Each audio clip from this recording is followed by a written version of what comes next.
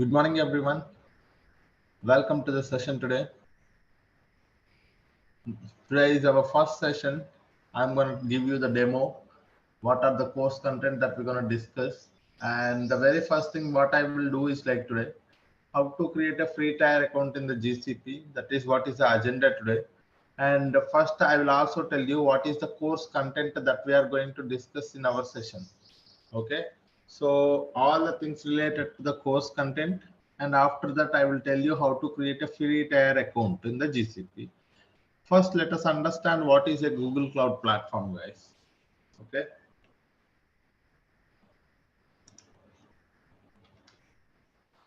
so GCP, what is GCP? Okay, so we are saying nowadays cloud platforms become very famous because cloud platforms are mainly responsible for the cloud computing. Okay, so all the computation required for the data engineering or Kubernetes or application development, everything will be taken care by the cloud platform itself. Likewise, in the Google Cloud Platform is one of the leading cloud provider like AWS and Azure. So it is also providing you the cloud computing services. Okay. If we have to say what are the services that the GCP is providing, okay, in terms of a data engineering, you can look at the databases that it is providing, and also big data tools, big data processing tools, so many other. So these are the things that the Google Cloud provides. For example, there is a compute engines, Kubernetes engines, app engines, like with cloud functions, serverless platforms, fully managed services. Okay, so all of these things that the Google Cloud Platform is providing for us. Okay, in our session, what we are going to discuss this, let me open a OneNote where I'll tell you what is the course content that we are going to discuss in our session and a later point of time. So if you guys have any questions, I will we will spend the time to discuss if you guys have any questions. And let me tell you what is the course content first. So here is the course content, guys. So as we already know, as I mentioned, Google Cloud Platform is providing a pool of cloud computing services such as Google storage and database services, as well as big data services. Okay, here also you can see Google big data services. Okay, so in our session, what we are going to discuss is these are the things that we are going to discuss in our session, guys. Google storage and database services. Okay, the very first service that is what we are going to discuss is Google Cloud Storage. What is a Google Cloud Storage? Why it is important? What kind of a tool it is? What kind of a data it is going to store? All the things related to the Google Cloud Storage. And not only that, very important things about is like security aspect, because Google Cloud is one of the scalable and secured platform. So when you say secure platform, how do you make sure that it is secure? So with the help of the access control, with the help of the retention policies, with the help of the bucket access. So all of these things we are going to discuss. And after that, we are going to look at the cloud SQL. Okay. For that one, let me actually open my pen.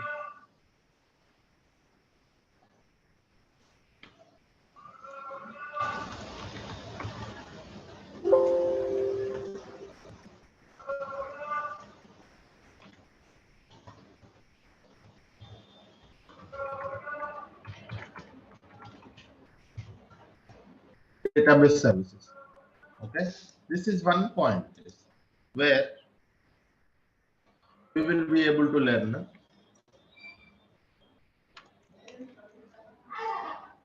storage and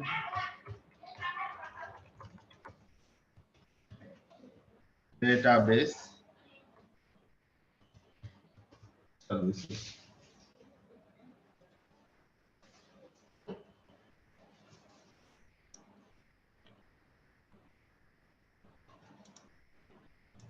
Okay, in this one, we are going to first see Google Cloud Storage. Yes, Google Cloud Storage is acting as a data lake in the GCP. So we are going to learn all the concepts related to the GCP. So it is acting as a data lake. So we will learn what is a data lake, why it is a Google Cloud Storage is having a considered as a data lake here, how much amount of data we can store in the Google Cloud Storage, all of those things we will see. Okay, and we will see practically how to create a bucket and how to upload objects and how to work with the Google Cloud Storage with from the Cloud Shell or Linux commands. So all of those things we will see, guys. And one more thing. So this is a storage perspective. What about the database perspective? So for the RDBMS solutions, RDBMS, we have Cloud SQL and Cloud Spanner, guys.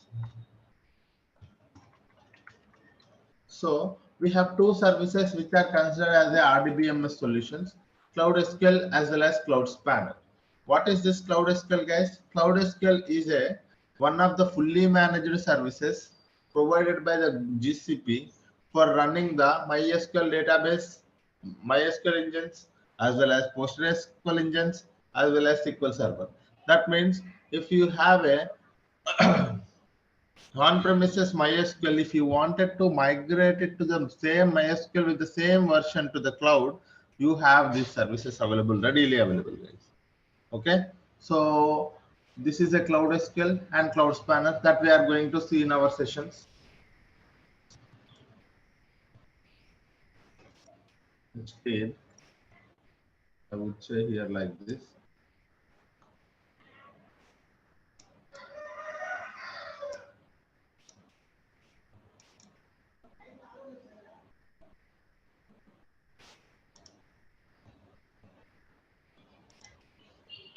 Storage services.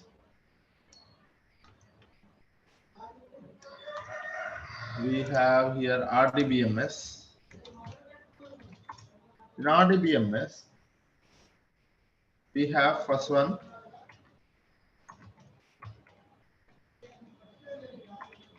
Cloud SQL, second one is Cloud Spanner, guys.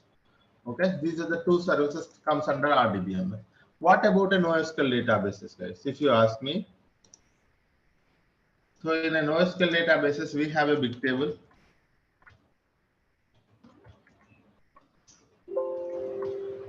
Okay.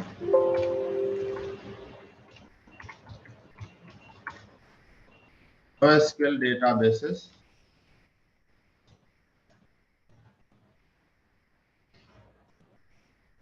So we have big table, and we have one more thing called data store. Okay, so these are the two databases acting as a NoSQL databases in the GCP. One is big table, one more is data store, guys. Okay, so these are all storage and database services. Okay, what is one is Google Cloud Storage, one more is Cloud SQL, Cloud Spanner, and the third one is a big table and data store. So these are the Google Cloud Storage and database services. Okay. So what about the other big data tools that we are learning, sir? If you ask me, the big data tools that we are learning here is because we do get the data from a multiple data sources, right? We do get the data from multiple data sources. Once the data from a multiple data sources we have, we are going to first send it to the storage layer or a data lake or a staging layer. Once we have the data in the staging layer, we wanted to send the data to where, guys? We wanted to send the data to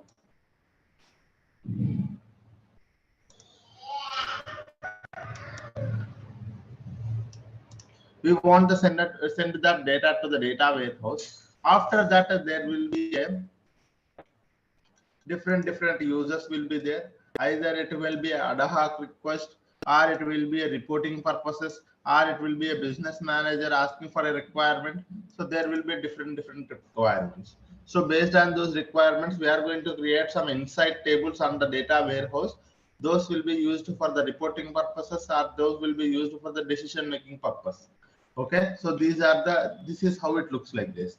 If I wanted you to understand clearly, so here data will be first ingested into the data lake.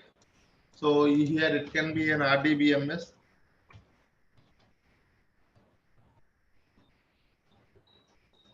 It can be a web server on an application.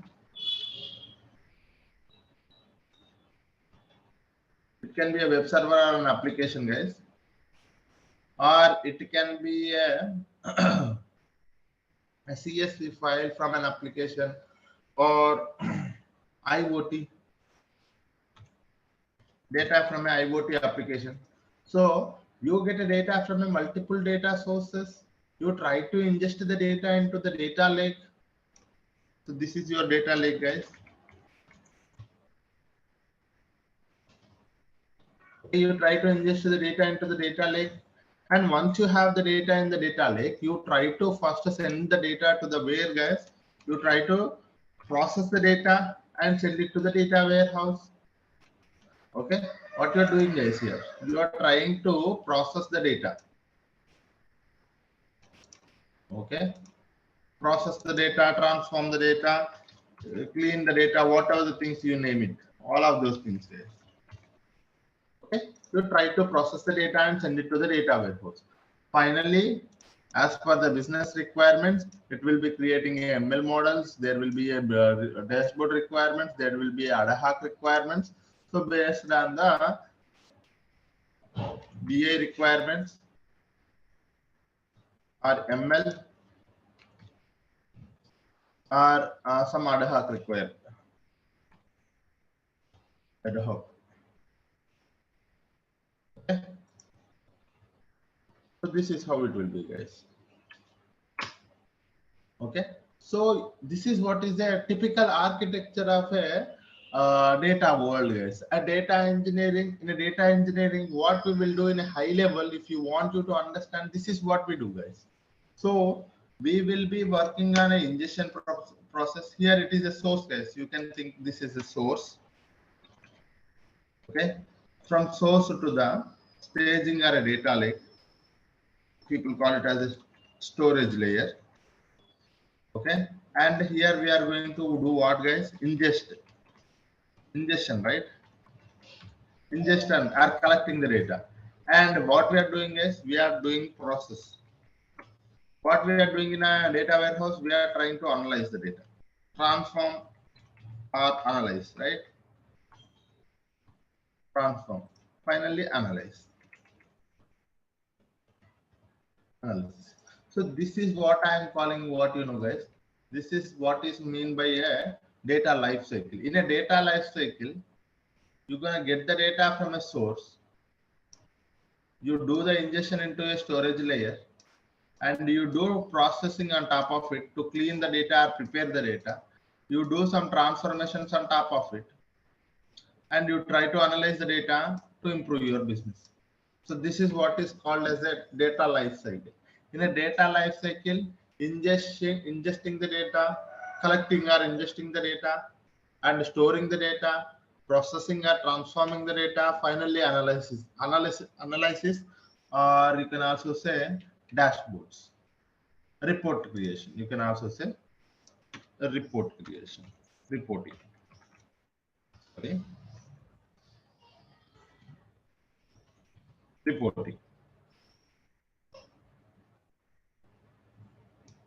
Okay, so this is what is the typical life cycle, data life cycle, guys. In a data life cycle, this from the source to the finally reporting, that is where your destination is, right? You are going to create some dashboards, or you have a table that you can do directly do the analysis, or you ingest the data and finally store it in a one, instead of a storage layer, you can just mention it as a storage layer, storing, data storing. Okay.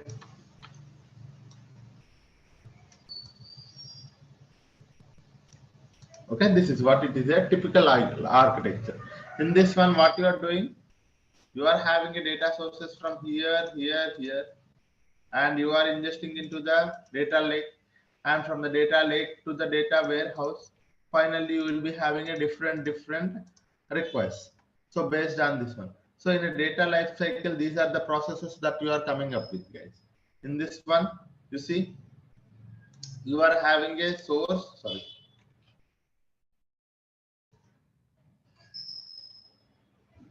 You are having a source, ingesting, storing, processing, as well as transforming the data. So this is what is a typical architecture. It will be real. This architecture is very helpful for you to understand the data engineering, guys. But here, what are the RDBMS? So, okay, sir, this is a data engineering life cycle. But you tell me what are the RDBMS technologies that we are going to learn in our sessions? If you ask me that question, okay. So here I have mentioned here RDBMS, Cloud SQL and Cloud Spanner. Sometimes it can be a non-RDBMS as well, nothing but a NoSQL databases as well. That can be a big table or a data store. Okay. Sir, for ingestion purpose, what are the tools that we are using, sir? There are plenty of the tools for the ingestion purpose. People are using the PubSub, people are using the Kafka connector. We are going to learn the PubSub, guys. Okay. What about the data lake, sir? As a data lake, we are learning the Google Cloud Storage, guys. Okay. What is the data lake, sir?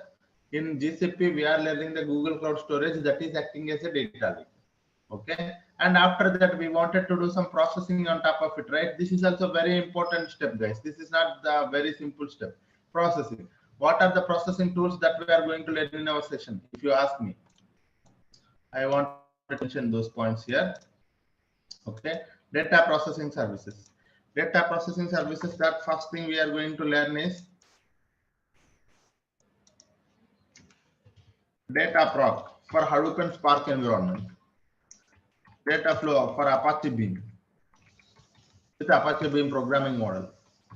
Data fusion for creating a data pipelines without writing any code. One more is Cloud Composer, nothing but Airflow environment, managed Airflow instance, guys. For creating a DAGs, it is a workflow orchestration tool where you create a DAGs with the help of the Python coding, guys. Very important tool. Okay, you're gonna look at the PubSub. And so these are the data processing systems that you are going to learn in our session, guys. Okay. So this is what I call as a data processing tool. Data processing tools in GCP. Okay. So if you wanted to process the data, okay, you can use these many tools. According to your requirements, sir, if I wanted to work with the data, if I wanted to work with the Hadoop environment, one more thing, you have a plenty of workflows with you and you wanted to manage all the workflows, schedule them, manage them, and even if something goes wrong also, if you wanted to take care of the fixing the problems, issues, you can look at the logs, all of those things. If you wanted to have, you can go to the Cloud Composer, that is the Airflow manager instance where you will be able to have plenty of options available. You can schedule the pipelines, you can monitor the pipelines, you can create the DAX, you can do anything in there.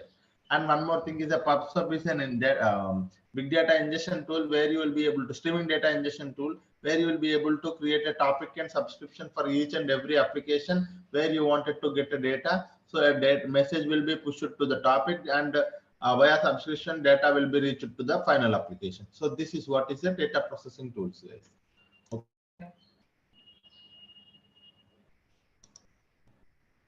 And after that, okay, after that, not only this one, sir. For example, in your company, you wanted to do some kind of a triggering. For example, think that in your data warehouse, you have created one table and that table is having a lot of problems. Okay, if problems are more than one, you wanted to get an email alert. Okay, what do you wanted to do, sir? If a problem has, if the issues are more than one, you wanted to get an email alert. Okay, that is one thing. And one more requirement is like you are creating a data bucket in the Google Cloud Storage, and there will be a file uploaded. As soon as the file is uploaded to the data lake, you wanted to send it to the data warehouse by doing some transformations. Okay, so that is where one more you wanted to trigger an event. So if you wanted to do some kind of event-based things in the GCP, you have a cloud functions readily available, guys. It is a serverless platform. You can go for event-based things. That is also we are learning, guys. Cloud functions, very important tool. This is also. Cloud functions also we are learning. And if you wanted to manage the user and access, identity and access management, user and project management. If you wanted to manage your project and user access, that's where you have a very bigger tool. It will be available in all the cloud platforms. That is IAM, guys, very important. In IAM, what is a user, what is a user account, what is a service, what is a service account, and what is the role, what is the permission, everything, each and everything, because this will be very helpful for those who wanted to manage the access. Because as a 3 years, 4 years experience, guys, or more than that, we need to understand at least who should be having access to what. Okay, who should be having access to what, and what kind of actions he can do it in that particular service. Unnecessarily we don't want it to provide access to anyone, right? So that is where we will be taking care of all the user access as well as the project management with help of the IAM. IAM is a very authorization tool, I would say. Authorization tool in the GCP. Not only in the GCP, it will be available in the AWS as well as Azure as well. Okay, identity access management, guys, that is also we are learning. So you will be able to see here data lake, cloud spanner, cloud SQL, cloud spanner, bigtable, data proc, data flow, data fusion, cloud composer, pubsub, cloud functions, and user and access management with the help of the IAM. So these are all the tools that we are going to learn in a very detailed manner. Okay, data processing is here. And I sorry guys, I actually forgot a very important tool, that is BigQuery. That is our data warehouse, right? That is also comes, actually that is not a data processing tool, that is a data warehouse tool. It is a BigQuery.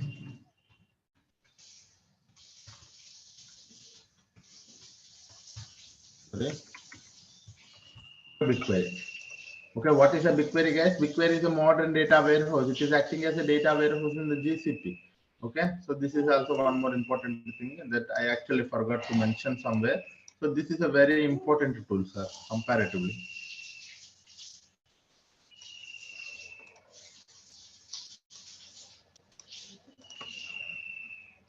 Okay, so this is all about the data warehouse. And if you wanted to connect it to the data warehouse and do some BI activities, we have a data studio and data looker, but we are not just focusing on those data visualization part, but at the end of the session, how people are connecting it to the data warehouse and doing some dashboards on top of our data, how and how it will be helpful for them. So we will see for those things, but it is not too much deeper, guys. This course is only responsible. This course is mainly intended for the data engineers. Okay, so this is what we are going to do, guys. Okay, any questions anyone having so far on the course content? Any questions, guys?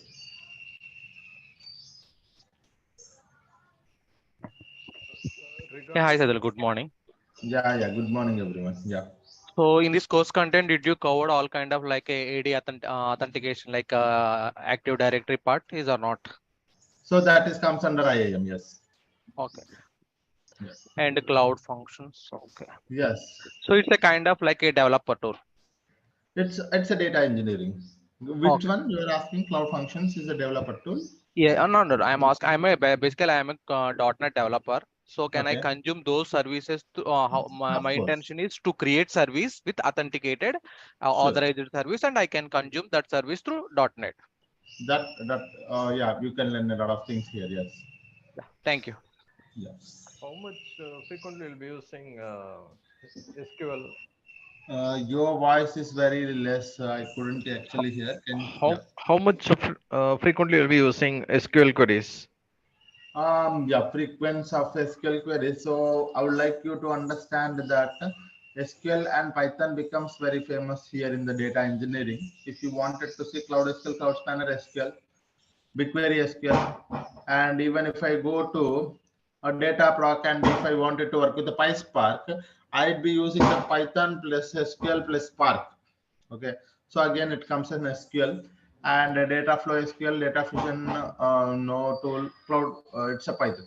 So this is how it is, guys. If you wanted to understand all the concepts, whatever I am saying, so you would be able to, I am expecting prerequisite for the course is a basic or at least a basic knowledge on, medium knowledge on SQL and little bit of Python. Little bit, at least what is the data type. Okay, all the data types, if you learn it in the Python, that is enough. Okay, but SQL, I would expect a medium knowledge, guys.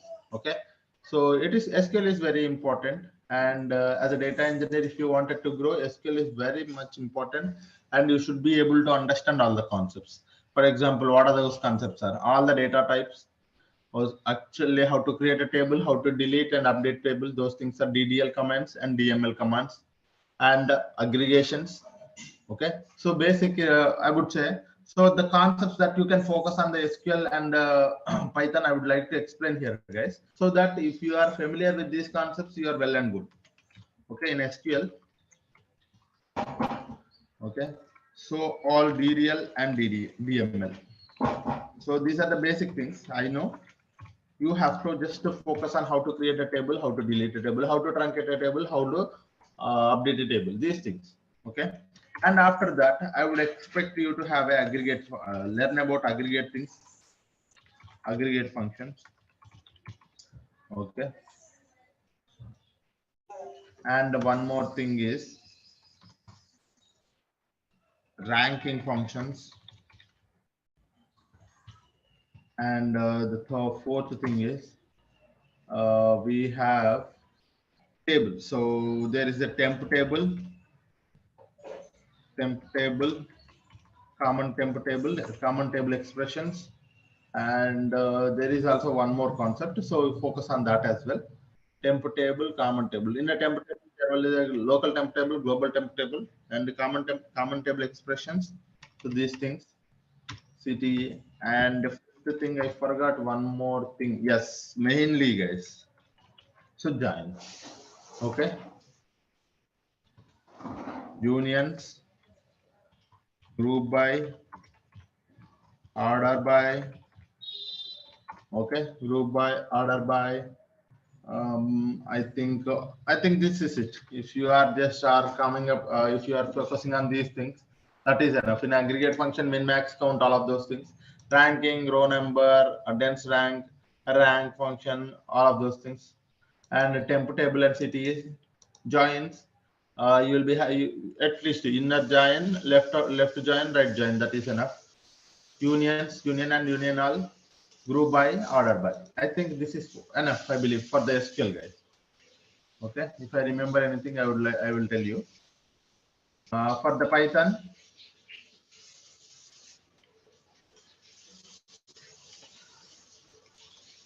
the Python, I would expect you to have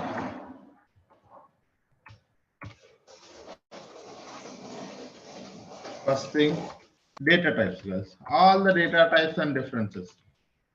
Very important thing. It actually takes a lot of time to understand these data types. And okay, then the very next thing is like aggregate functions. How do you do it in the aggregate function?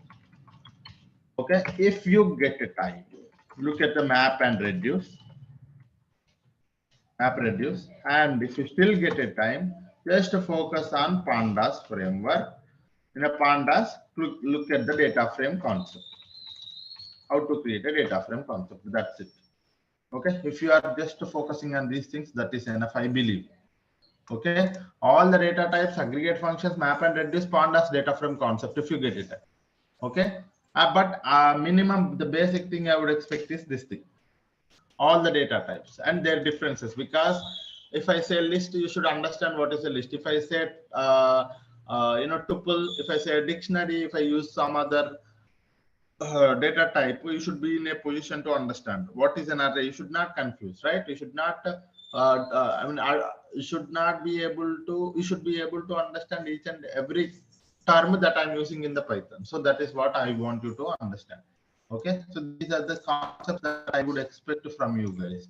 These are very simple concepts. If you sit for like this is for 2 days, this is for 1 day, you'll be able to understand all of these concepts. That's it. And development perspective, what we are going to learn in our session, if you ask me. So these are the prerequisites, right? Sir, what I would be expecting, what kind of a development knowledge that I'm expecting from this course, if you ask me, you can expect, I would directly mention here itself, you can expect SQL development knowledge, and one more is PySpark development. Okay, these are the two things that we are focusing on. Okay, so sometimes we are also using the Python, so Python also you can do. Okay, so this is what it is. So I will also tell you how you can actually go for the Java also. So that is also fine. Sometimes one of the code or two of the codes I will also include the Java, but that is more for you to understand. Okay, this code, the code will also be there in the Java. But the thing is, like, our main focus is on SQL and Python for the data engineering, guys, because it will be really helpful for you if you wanted to grow your career in a data scientist level or a machine learning mode. Because as a data engineer, if you work for the next 2-3 years, you will be able to easily enter into the data scientist roles, or you can also go for the machine learning roles, because it is actually one another linked, guys. Okay, so this is what is a prerequisite that I would expect from you guys. Okay, this is the thing that I would if you wanted to, sir, what are the concepts that I have to go for before coming to and attending these sessions? What are the sessions? What are the things that I have to recapitulate? If you ask me, these are the things you recapitulate, guys. Okay, go for recap. And we will be learning SQL development, Python, PySpark, all of these things. No worries, because SQL will be used in most places. Python will also be used in most places. Okay, so that is one more thing. And we will also be looking at different formats, guys, CSV, Parquet, and big data formats. So I will also be telling you what are the difference between the big data formats. So because in the interviews, some people are asking me if you are working on a big data development, so did you work on the Parquet, and what is the main advantage of using the Parquet? Those kind of things also we will discuss in our sessions. That is not a problem. And I think that is enough, guys. If I missed any questions, okay, I think, yeah, roles offered after this course. Like, once I have completed this course, what are the roles I am eligible? If you ask me, you can go for the data engineering roles, you can go for the Google Cloud Platform and GCP engineer, GCP data engineer, as well as big data developer, PySpark development. You can able to work in the PySpark, because we are not just working in only one area, guys, right? So you can see each and every tool itself, it is a one project, guys. So data project will be there, data flow, data fusion, composer. So these are all roles itself. Okay, so some data engineer working on a data proc, some data engineer working on a BigQuery, some data engineer working data fusion, some data engineer solely working on creating a DAG. So this is how it will be. And some people working on RDBMS data migration projects. Okay, data lake projects. So these are all things are related to the data projects only, guys. And after this, all the concepts are covered. Okay, during our course also we are going to cover many projects. So few projects are covered. I mean, once for example, if I am talking about a data proc, while I am doing the data proc, I will be able to cover the project as well. So what are how many projects that we are covering? If you ask me, guys, we are going to cover almost 4 to 5 projects, real-time projects. And one more thing is like, these are real-time projects you can able to put in your resume. That is one point. And one more thing I want you to understand is like, okay, so whenever we talk about a one service, I would go to the Google Cloud Platform and I will try to explain all the things about that service theoretically and practically, and I will implement a solution there itself. So what you have to do is like, you take some time in the day and you have to practice the same thing so that you will be able to understand, because practice gives you a lot of knowledge, guys. Understanding everything seems very simple. Okay, while I'm explaining, everything seems very simple, but after 2 days, 3 days, if you don't practice the thing, you wouldn't be able to understand the concept after 2 or 3 days. Okay, I want everyone to put at least spare 2 hours every day, 1 hour for the class, 1 hour for the practice session. Okay, so that is what you have to do, guys. And this course actually takes 40 to 45 hours, guys. More than 40 hours. Okay, more than 40 hours it will take. Okay, we will be having a daily Monday to Friday, 1 hour session. Okay, this is one more thing, and recordings will be shared to your emails. You will get a recording, guys. And one more thing is like what I actually forgot. Course duration, course content, daily 1 hour session. I think this is it, guys. Okay. Okay, this is one thing. And someone is asking me if you guys have any questions, you can ask, guys. Floration, do speak, please. Hi, sir. Good morning. Yeah. Yeah. So the thing is that I am a VMware guy. Come from last 8 years, I'm working in VMware. So this platform is completely new to me. So is that a good decision to go for that this course? Yeah, it will be really helpful for you guys for going to this course. It will really helpful for you. And because why I'm saying is like a data engineering is a foundational course. And one more thing, in our course, I will be starting from very basic to the advanced. I cover sometimes what is a data. I mean, because when we talk about a relational databases, I would talk about what is the data, what are the classification of the data, what is meant by structured, unstructured, semi-structured data, and one more thing is like what are the types of databases available, DBMS, RDBMS, and NoSQL databases. So from starting very basic to the advanced level where we will be able to automate the data pipelines. Automation, until the automation we will be covering every aspect. So this course will be really helpful for you if you wanted to build your career in the data engineering. Data engineering is not simple, guys. One more thing I want you to understand, very trending technology, very trending. As data keeps on grows, data engineering will be a very trending and hot job for getting a lot of opportunities. First thing, because data keep on grows, data engineer will be in a trending job. Okay, and there will be a plenty of opportunities and highly paid job, guys. If you go and look at the highly paid jobs in the world, data engineering is one of the job which is a highly paid jobs. Okay, yeah. Someone is asking So for a duration. The course duration is 40 plus hours, and course fee you can able to contact the team so that they will be able to help you on the course fee, guys. Okay. Yeah. So sorry for interrupt. One more thing. Yeah. So as you mentioned, the prerequisite that SQL and Python is needed. So, but I don't have that knowledge. That's the reason I'm getting. So that is the reason. There are people here who does not know the SQL. There are few of my students who does not know the SQL and Python. But what I suggested them is like the only thing. Why my point of mentioning the concepts here is this one. You take a snap of this one. If you wanted to build your career in the data engineering, you take a snap of this page and look to go to the Google or YouTube or anywhere. There are plenty of resources for SQL and Python. Only focus on these concepts. I'm telling you, it wouldn't take 3 to 4 days. Okay, getting the basic knowledge on these concepts, wouldn't. That's the reason I have mentioned here the concept. There is no point of mentioning the concepts if you guys already know it.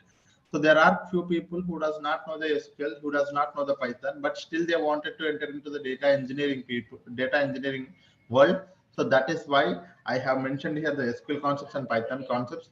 You take a snap of it and keep it with you. And we will be going to the deeper concepts. It takes 1 week or 1.5 weeks when we enter into the deeper concepts, main concepts. Meanwhile, for this next 5, 6, 7 or 1 week plus 10 days, you will be able to focus on these concepts and get a knowledge on it. Okay. Yeah. Thank you. Yeah. MySQL or MS SQL will be Both using. are same. All are same. Both are same. No worries. Yeah. Okay.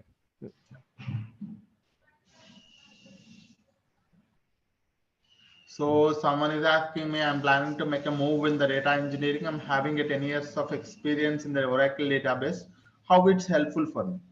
I'm telling you, if you are coming from a Oracle database, or if you are coming from a, same background like MySQL or a support engineer or whatever the data, if you are working in a data world already, this course will be really helpful for you. You can get a good opportunities. First thing, a lot of hike you can able to expect, guys. A lot of hike you can able to expect. Okay.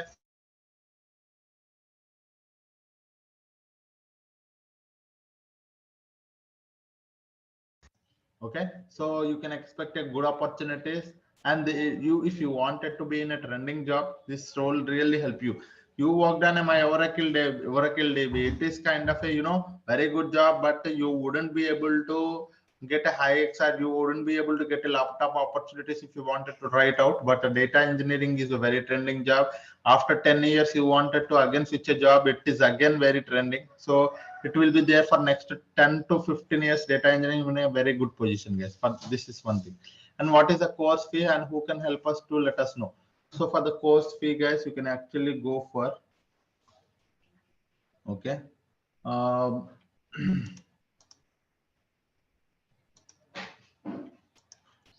you can contact the IT team. Okay, so they will help you on this thing. Yeah. Any questions anyone having? Some people, okay, sorry guys, there are plenty of questions in the chat. I would try to explain one by one. Okay.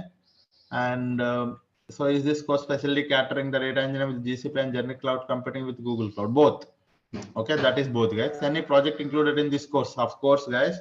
Don't worry about the project. Real time when I started my working, and still I am working in the projects. So those projects are I have created as a data engineering project here. Even with the triggering and cloud functions also I have created how actually the cloud functions will be used in the projects, how a BigQuery will be used in the projects. So those are real-time things. You need not to worry about it. How long this course is helpful for you? Sorry, might have missed as you just joined. And this course will be a 40 to 45 hours, close to 2 months, guys. You can think of this course takes close to 2 months. We will use SDK, guys. I sometimes tell you how to install the SDK and all of those things. Yeah. Did you cover cloud computing engine? Yes, cloud computing engine. What is a cloud computing engine? What is a Kubernetes engine? What is the app engine? Basic concepts related to that we will be covering, guys, but not more than that. Yes, because it is a data engineering course. While attending the interviews for the GCP data engineer, the expert certification in GCP data engineering. Certification is mandatory for attending the no, guys. Okay, no. It is not mandatory, but if you have a data engineering certification, this will be really helpful for you. Okay, that actually gives a lot of, if there are 100 points, out of that 10 points or 15 points will be added to you by with help of the data engineering certification. But that's not directly get you the job, land you a job, but the concepts that we are going to cover, if you are having a good knowledge on all of these concepts, this will be really helpful for you to get a job. Yes. So one more thing I want you to understand, whenever I was talking about a one concept, let us just say, okay, let's just say data lake. When we are talking about a data lake or a BigQuery, so for a data lake, I'll try to give you some assignments, guys. Okay. And whenever talking about a BigQuery, I will try to give you 2 to 3 data sets for your assignment. Okay. You have to, what you can do is like you spare your time and focus on the answering those questions. Okay, so that you will be able to, when you try to complete those assignments, you will get a lot of knowledge and creating a lot of knowledge and using that particular solution. Okay, that is one more thing.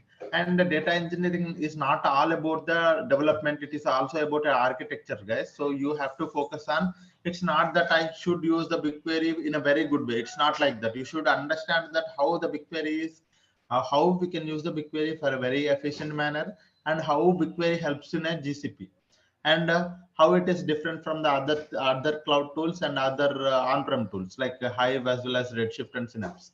So you have to understand that concept as well. So our aim of the course is to get a development skills as well as the architecture points, because architecture also very important for us to understand. Every data engineer should go to the data architecture and machine learning solutions. Okay, so this is what we have to understand. Any other questions anyone having? Okay, so you can expect this thing from our course, guys, both actual development plus architecting. So these are the two things that we can expect. And I have mentioned here the all the course details on the chart, guys. You can also go through it. Okay. So time of the timings, I actually forgot to mention the timings, guys. The timings are same timings, guys. 7:30 to 8:30 a.m. Okay, same timings every day. Okay, so these are the timings. Yes. Yeah. Any questions? Anyone having? Yeah, Saidhul, I have one question. So I'm Yeah. expecting just I have to create one sample web application. Then how I want to deploy that application in the cloud. Is it possible to cover in this session? I mean, in this course content or not? Actually, for the deploying the pipelines and deploying the things that we are going to discuss, but application, because we are not an application developer, so that thing is not covered. Okay. Thank Yeah, but creating a data pipelines, deploying those data pipelines, because that is where we are focusing on as a data engineer. Yeah. you. Okay. Thank you. Yes. Yeah. Someone is asking a batch time that I have mentioned here, guys. On premises to the cloud. Yes. Data migration on premises to the cloud that we are covering. Yeah. Any other questions, guys? Anyone?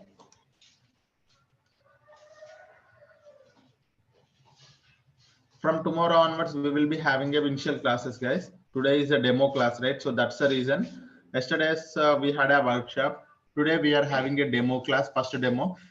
So in the first demo, I'm telling all the things that we are going to cover in our session. Tomorrow, I am going to start with the Google Cloud Storage. So before that, I want you to understand how to create a free tier account. Okay. So I would tell you tomorrow itself. Okay. It wouldn't take more than 5 minutes or 10 minutes. Okay. Tomorrow I will tell you how to create an account. And this is an course content and everything, guys. If you guys have any questions, you can ask me. Otherwise, if we have time, I will tell you how to create a free tier account today itself. Yeah.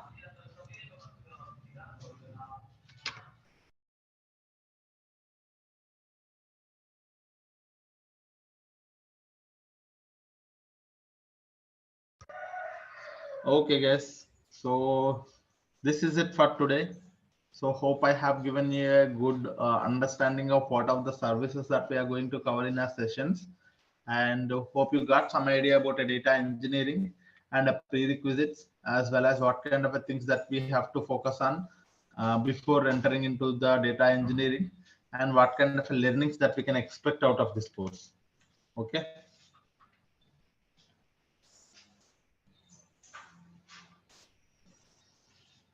Okay.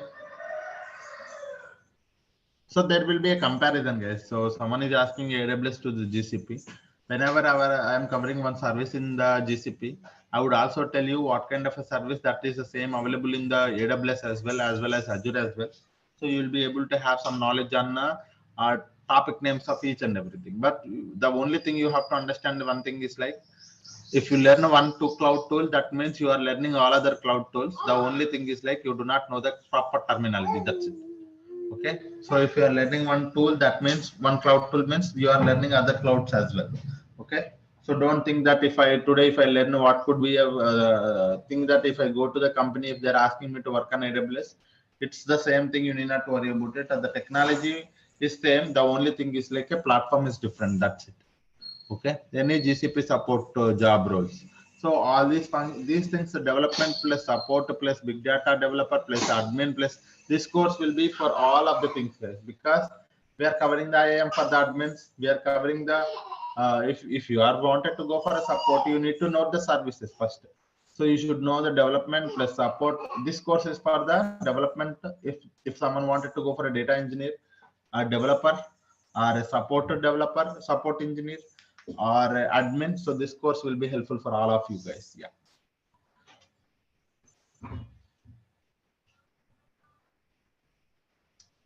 Okay, guys, any questions?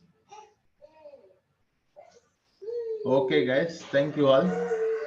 Okay, it's so it's almost 8:30. So I'll be here for next 2 minutes. If you guys have any questions, you can ask me.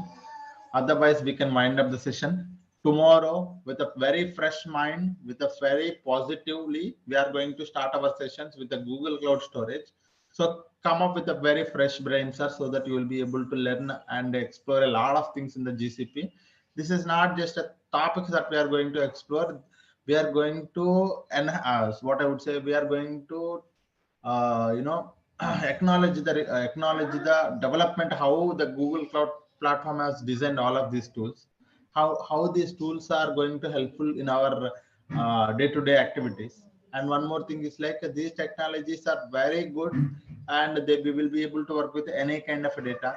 So from tomorrow onwards, we are going to learn a lot of new things. Okay, keep your brain open for learning all of these things. Come up with a very fresh brain so that we will be able to see a very new and trending technologies. Okay, guys. Yeah. Thank you all.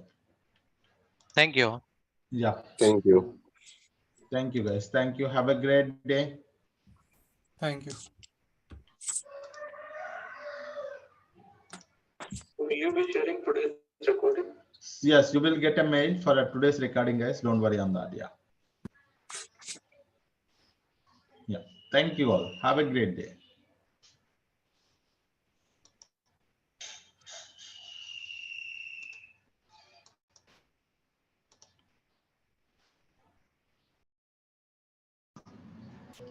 Hello, everyone.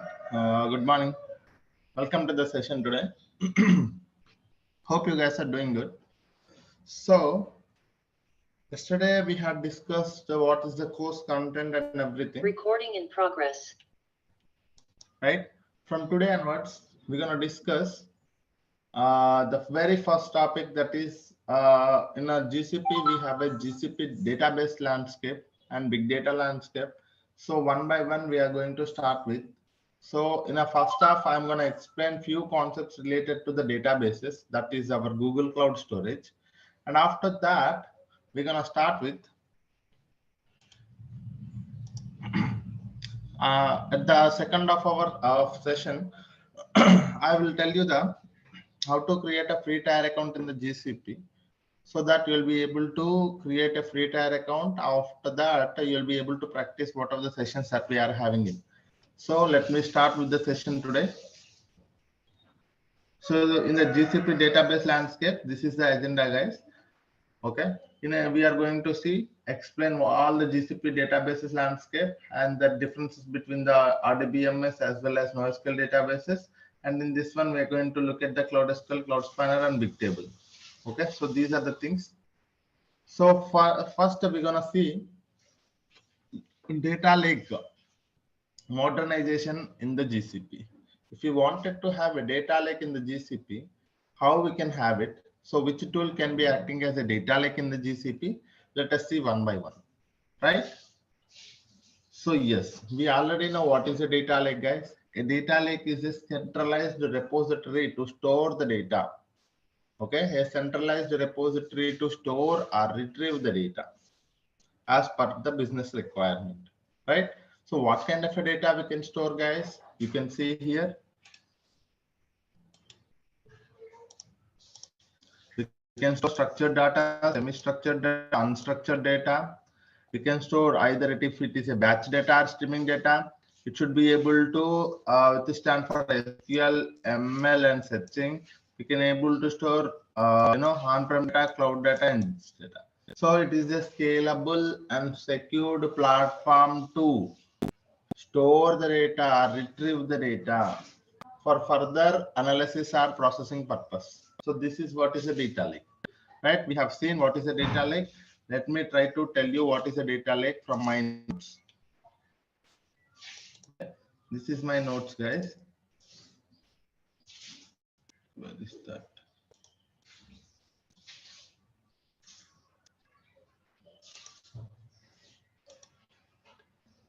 Okay, basics. Yeah.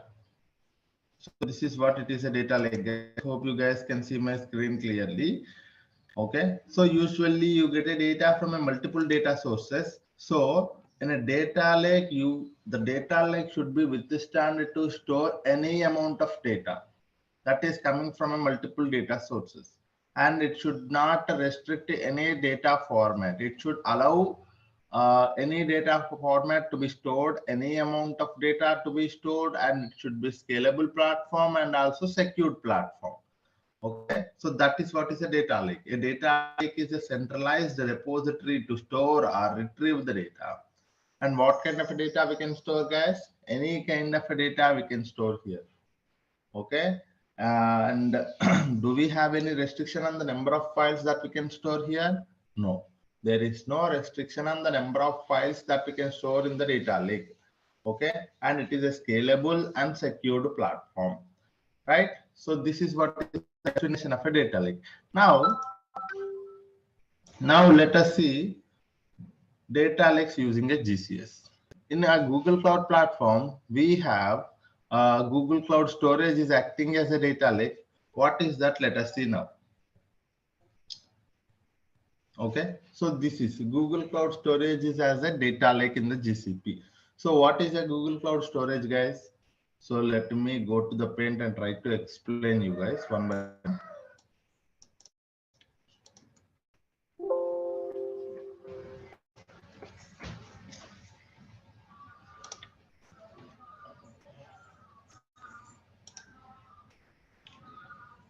So from today, from the very first topic that we are going to see is Google Cloud Storage. What is a Google Cloud Storage? Let us see first.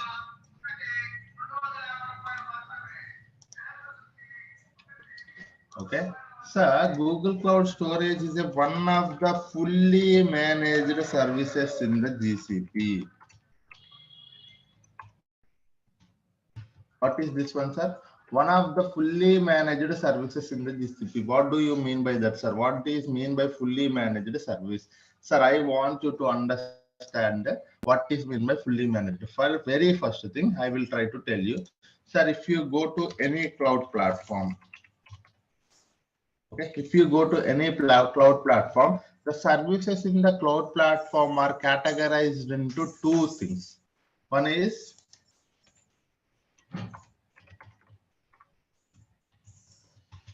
managed instance,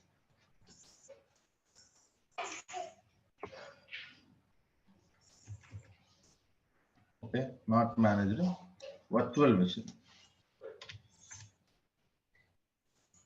Second one is managed instance, and third one is serverless. Okay, sir, VM based. People call it as a VM based. Okay, these are the three categories. If you go to any cloud platform, the services in the cloud platform are categorized into three. One is VM based services, one more is managed services or fully managed services, and third one is serverless. What do you mean by that, sir? In a VM based services, okay, for example, look at your laptop. In your laptop, if you wanted to work with any of the Python coding, or if you wanted to develop one application, what do, sir?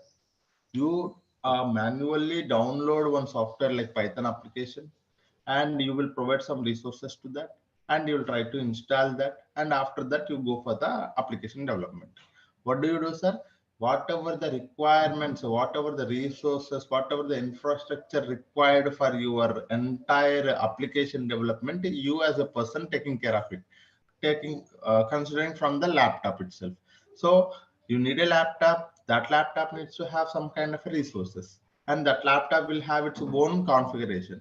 And on top of that, you will again download an application and install on top of your laptop, and again you try to develop an application. Likewise, in a VM based, an entire virtual machine will be given to you, so that an entire virtual machine will be given to you. 1 minute, guys. Sorry, I'm getting a call. 1 minute.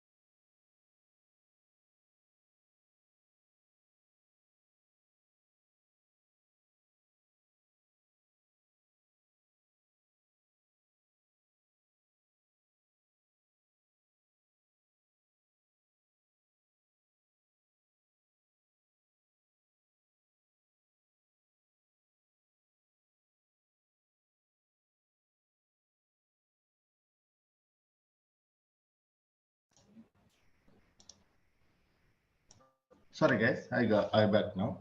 So there are three categories in the cloud platforms. One is VM based, managed, and serverless. But before this one, if you wanted to understand, there is a one more category which is not a cloud platform. That is non-cloud platform. That is, we call it as an on-premises, right?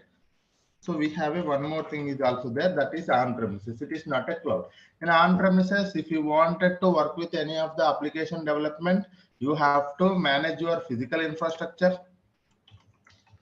Okay. Physical infrastructure you have to manage. Again, if you need to have a separate environment, you have to manage your virtual machine. Manage the virtual machines. Manage the VM. And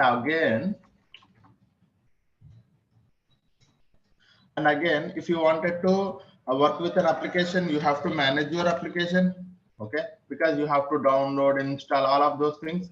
Again, you are the person need to develop the solution. Okay, so in a typical architecture, this is the things happening is in any company. If someone wanted to work with the any application development, first thing there will be a resources part. One is infrastructure. So as a person, we have to take care of the physical infrastructure. Again, if we have to have a development environment separated for each application, we need to go for a virtual machines. And again, we have to manage the application configuration. And finally, we can develop the solution on top of the service. So this is what it is. So in an on-premises, you as a person have to manage all of these things, guys. Okay, in a on-premises, we have to manage all of these things. Okay, but if you go to the cloud platform, what is the main advantage? Let us see one by one. Okay, very important thing, guys. No one will tell this point, but you have to understand, because somewhere you are seeing a VM based services, somewhere you are using a managed services, somewhere you are using a fully managed serverless platforms. So now you will be able to understand the concept of this one. Okay, in a VM based, you need not to manage the physical infrastructure, because the physical infrastructure will be provided to you in the form of a virtual machine to you. In the cloud platform, you need not to manage the physical infrastructure, but you have to manage your configuration for the virtual machine. You have to manage your application platform as well as development. Okay, in a VM based services are hosted, people also call it as a hosted, guys. VM based are hosted services.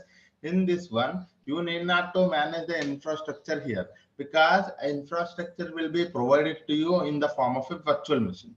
And after that, managing the virtual machine, managing the application, and developing a solution is on you. Okay, but who will be taking care of the physical architecture? The cloud platform will be taking care of it. And if you go to the second category, that is managed services, the physical infrastructure will be taken care by the cloud platform, and managing the virtual machines also taken care by the virtual platform, and only the application and development will be taken care by you. Managing the application, managing the developing a solution will be based on you. Okay, you have to manage it, you have to take care of it. Okay, and if you go to the serverless platforms, the name itself it is saying, you need not to worry about a physical infrastructure, you need not to worry about a virtual machines, you need not to worry about a platform. Managing application, nothing but managing the platform, guys. Okay, you need not to worry about a platform, you can directly go for the development. Okay, this is what the cloud platforms are doing a best thing for us. Okay, because they are taking care of a lot of burden from us. If you go to the virtual machine based, an entire virtual machine will be provided to you. When they have given a virtual machine to you, all the configuration will be given to you, guys. If you need this much of, if you need 500 GB, 1 TB, 10 TB, 100 TB of storage, networking properties, as well as the RAM, if you need to have a lot of CPU, you can select it. Okay, so a highly robust virtual machine, you can select it. If you go to your laptop is a small machine which will be having only small configuration. But if you wanted to have a very heavy machine with a large properties, you can select it. Okay, that properties will be, that management of the virtual physical infrastructure will be taken care by the cloud platform. How, sir? We already seeing some data centers, right? Google have its Google data center, Amazon having its Amazon, and that's where they are managing the physical infrastructure, and managing the virtual machine, managing the application, and developing an application will be on you when you go to the VM based services. If you go to the managed services, physical infrastructure as well as managing the virtual machine will be taken care by them. Only the application development, application and its development will be upon you. Okay. And if you go to the serverless, only the development part you are talking about. Because we will see in our upcoming classes what is a fully managed, what is a serverless. So if you go to the VM managed, you can look at the compute engines. Okay, compute engines are there. Kubernetes engines are there. GCA, GKE. So these are all comes under VM based services.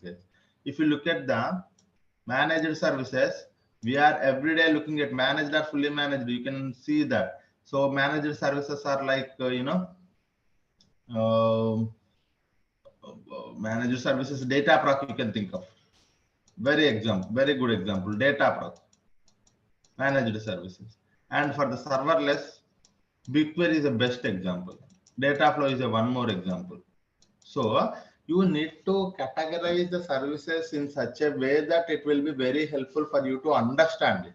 Because in a company, if a client asks you whether what kind of because we are looking for a serverless platform, you should be in a position to understand what is the serverless platform. If they are looking for a semi-serverless platform or a managed services, you should be in a position, because serverless platforms provide you a lot of benefit when you are when you talk about a cost. Okay, when you talk about a managed services, the cost will be okay, and you have to manage some amount of things like managing the application. So there is some burden on you managing the application. So you have to take care. Your team has to take care about managing the application. But when you go to the serverless, your team need not to worry about application management, because you can directly go for the development. All other things like physical infrastructure, managing the virtual machine, managing the application will be taken care by the cloud platform itself. If I talk about a GCP, the same thing. Okay, we have a cloud platforms. When I say a cloud platform, we have a GCP is there, we have AWS is there, we have Azure is there. It is common for all of these things, sir. It is not only this concept is similar, this concept is same for all of it. Is in general concept. Okay, now you got it. What is a VM based, what is a managed, what is a serverless. Now if I go to Google Cloud Storage, it is managed or fully managed. Fully managed is also called as a serverless, sir, sometimes. Okay. If you go to the Google Cloud Storage is a fully managed service. Okay, what is that, sir? It is a fully managed service. What does that mean? It is all the infrastructure required for the, okay, all the, you can also say it is actually a managed service or fully managed. Actually, I can't. This one. Okay, so a managed service. When I say a managed service, all the infrastructure, physical infrastructure, as well as the virtual machines will be taken care by the GCP. Okay, what are the rest, guys? You have to create your own application. Okay, when I say application, how the Google Cloud Store, how the Google Cloud Storage operates, you have to understand. Then only you will be able to understand the what is meant by fully managed service. Because I know that Google Cloud Storage is operates with help of the bucket and files. You have to, when I say a fully managed service, all the physical infrastructure and virtual machine will be taken care by the GCP, and bucket configuration you have to provide. What is meant by that? You have to provide the bucket configuration. When you provide the bucket configuration, a bucket will be created for you. Okay, and after that you can upload files, you can go for the development. When I say development for the GCP is creating a file or uploading a file, uploading a lot of files, creating many buckets, so like that. Okay, what is meant by fully managed? All the resources as well as infrastructure will be taken care by the GCP itself. So for that point, I have explained all the things, guys, because this terminology will come all the time. So that's the reason I have told, I have explained here. Now,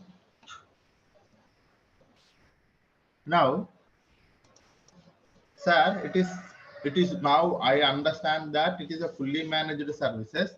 So the infrastructure will be taken care by the GCP. That is fine. So now tell me what kind of a service that the Google Cloud Storage is. What is the main intention of having a Google Cloud Storage in the GCP? So if you ask me, it is a service for storing and retrieving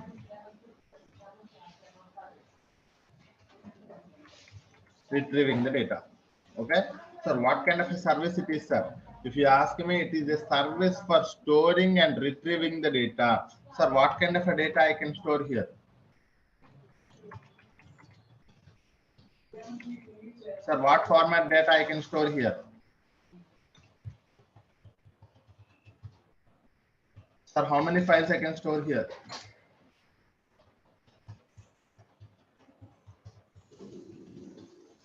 Okay, sir, how much amount of data I can store here?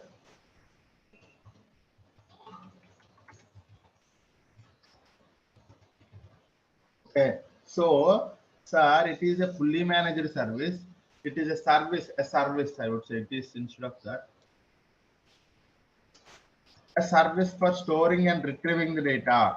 So when I say talking about storing and retrieving the data, how much data I can store, any amount of data, any number of files, any format data, any kind of a data, we can able to store in the GCS, guys. Okay. So this is what is the main intention. What is the purpose of a Google Cloud Storage? If you ask me, it is a storage and retrieving tool. You can store any amount of data, any number of files, and if you wanted and need to have if you wanted to have the data to be retrieved at some point of time, you can also retrieve this data. Okay. So this is what it is. And one more thing. So how the Google Cloud Storage operates? Okay, sir, it is a fully managed, that is fine, and the purpose of the service is also fine, but how it operates? Okay, how it operates? Sir, it operates via bucket and files.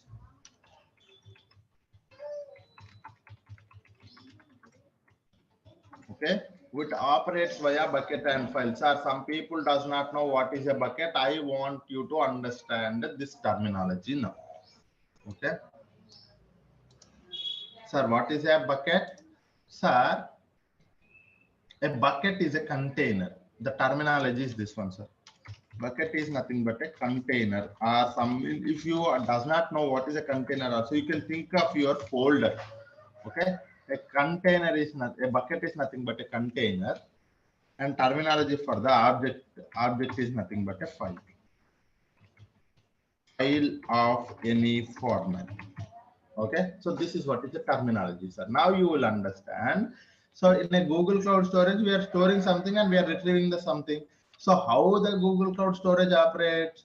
Sir, in a Google Cloud Storage, it operates via bucket and objects. I should mention here objects, not files, because the terminology is an object.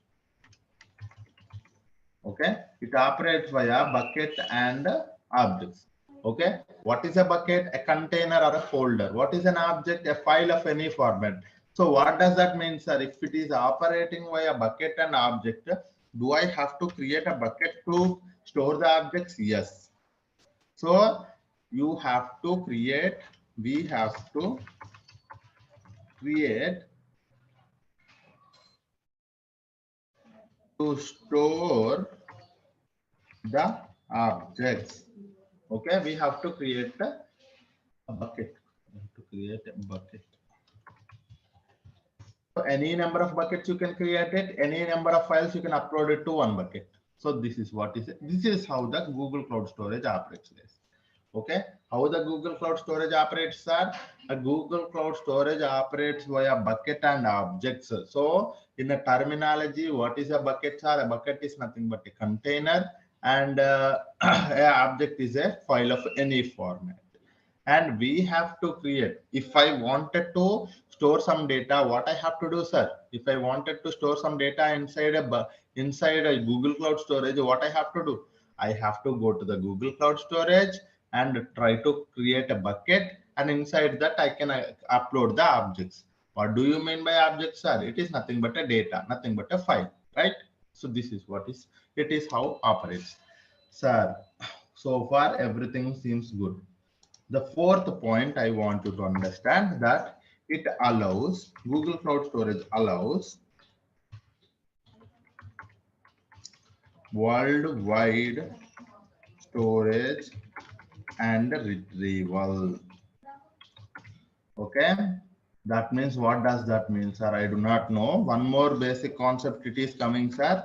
You have to understand there is a concept of region, multi-region, multi-region, and one more thing is a region, multi-region, dual region.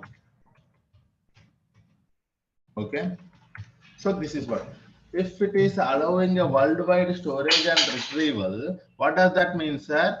At any location you can able to store the data, at any from any other location you will be able to retrieve the data, but you have to select a proper region and multi-region and dual region. According to that, if you wanted to store and retrieve the data within the region, you can go for the within the region option. And if you go to the multi-region, the data will be retrieved across all the regions. And dual region means within two regions. Okay, we will see this difference. Okay, this is actually takes some time, so we will see this difference tomorrow. Okay, what is the main intention of having a regional service, regional storage and multi-regional storage and dual region storage? Because there is a difference between them, and there is an advantages also there, and there is a cost in terms of a cost also. You can look at it, guys. If I go to the region, the cost will be little lesser. When I say dual region, the cost will be little higher. If I go to a multi-region, the cost will be little more higher. And we will see that tomorrow the main difference why it is so. That is one thing that we will see tomorrow, guys. The fifth point is, as I told you, scalable and secured platform. What does that service, sir? It is a one more final point, sir. It is a scalable and secured platform. So we will see what is meant by secured platform. And I just want you to give you an overall heads up to the Google Cloud Storage. Now you got it. What is a Google Cloud Storage? The only thing you have to understand today is that what is a Google Cloud Storage, and what is the main purpose of having it, who will be taking care of the resources here, and how it operates, how the Google Cloud Storage operates, and what kind of a tool it is, whether it is a storage, worldwide storage or a retrieval service, and whether can we go for a secured, whether it is a secured platform and scalable platform or not. This is the only point you have to understand, guys. Tomorrow we will see how to create a bucket. Inside that, all these things, like when I say secured platform, right? So we can able to say access control, and very basic concepts we are going to see tomorrow. Object versioning. What is mean by all of this terminology? We will see retention policy. Okay. Okay. And one more thing is also there, storage classes. Okay, we can also go for the storage classes. While you are creating a bucket, there is also a storage classes. So tomorrow we will see all of these things, sir. Whenever you wanted to create a bucket, so you can select a proper bucket name and the location where you wanted to. So when you wanted to create a bucket, you have to give a proper name to the bucket. Okay, you have to give a proper name to the bucket, and you have to select the location of the bucket, and you have to select the proper storage class for the bucket, and we have to select the access control, and we have to select the object versioning and retention policy. retention policy. Okay, tomorrow we will see in while we are creating a bucket, all of these concepts we will see because these are the practical concepts. Okay, so what are these? How we have to give a proper name to the bucket, because it is not directly, sir, I can give any name. Okay, it is not like that. It has to be a globally unique name. How to select a location? When I say select a location, we know that we have a region option is there, we have a dual region option is there, we have a multi-region option is also there. And storage classes, there are 4 storage classes like standard, nearline, cold and archive. Access control also we have 2 options. Access control iterate bucket level, access control iterate object level is also there. So we have to see all of these things while we are creating a bucket. Okay, today hope you got some idea about a Google Cloud Storage as well as the different varieties of the services in the cloud platforms. Okay, yeah, any questions so far on the Google Cloud platform, guys?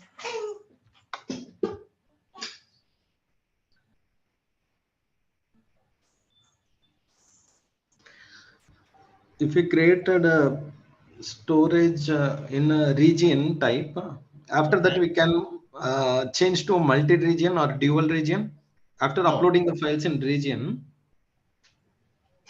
No, that's what. So there are few properties that you can change it. There are few properties once the bucket is created, you cannot change it. Okay. So that is, I have actually properly documented that. Tomorrow, I think we will see. Okay. What is a bucket and how to create a bucket.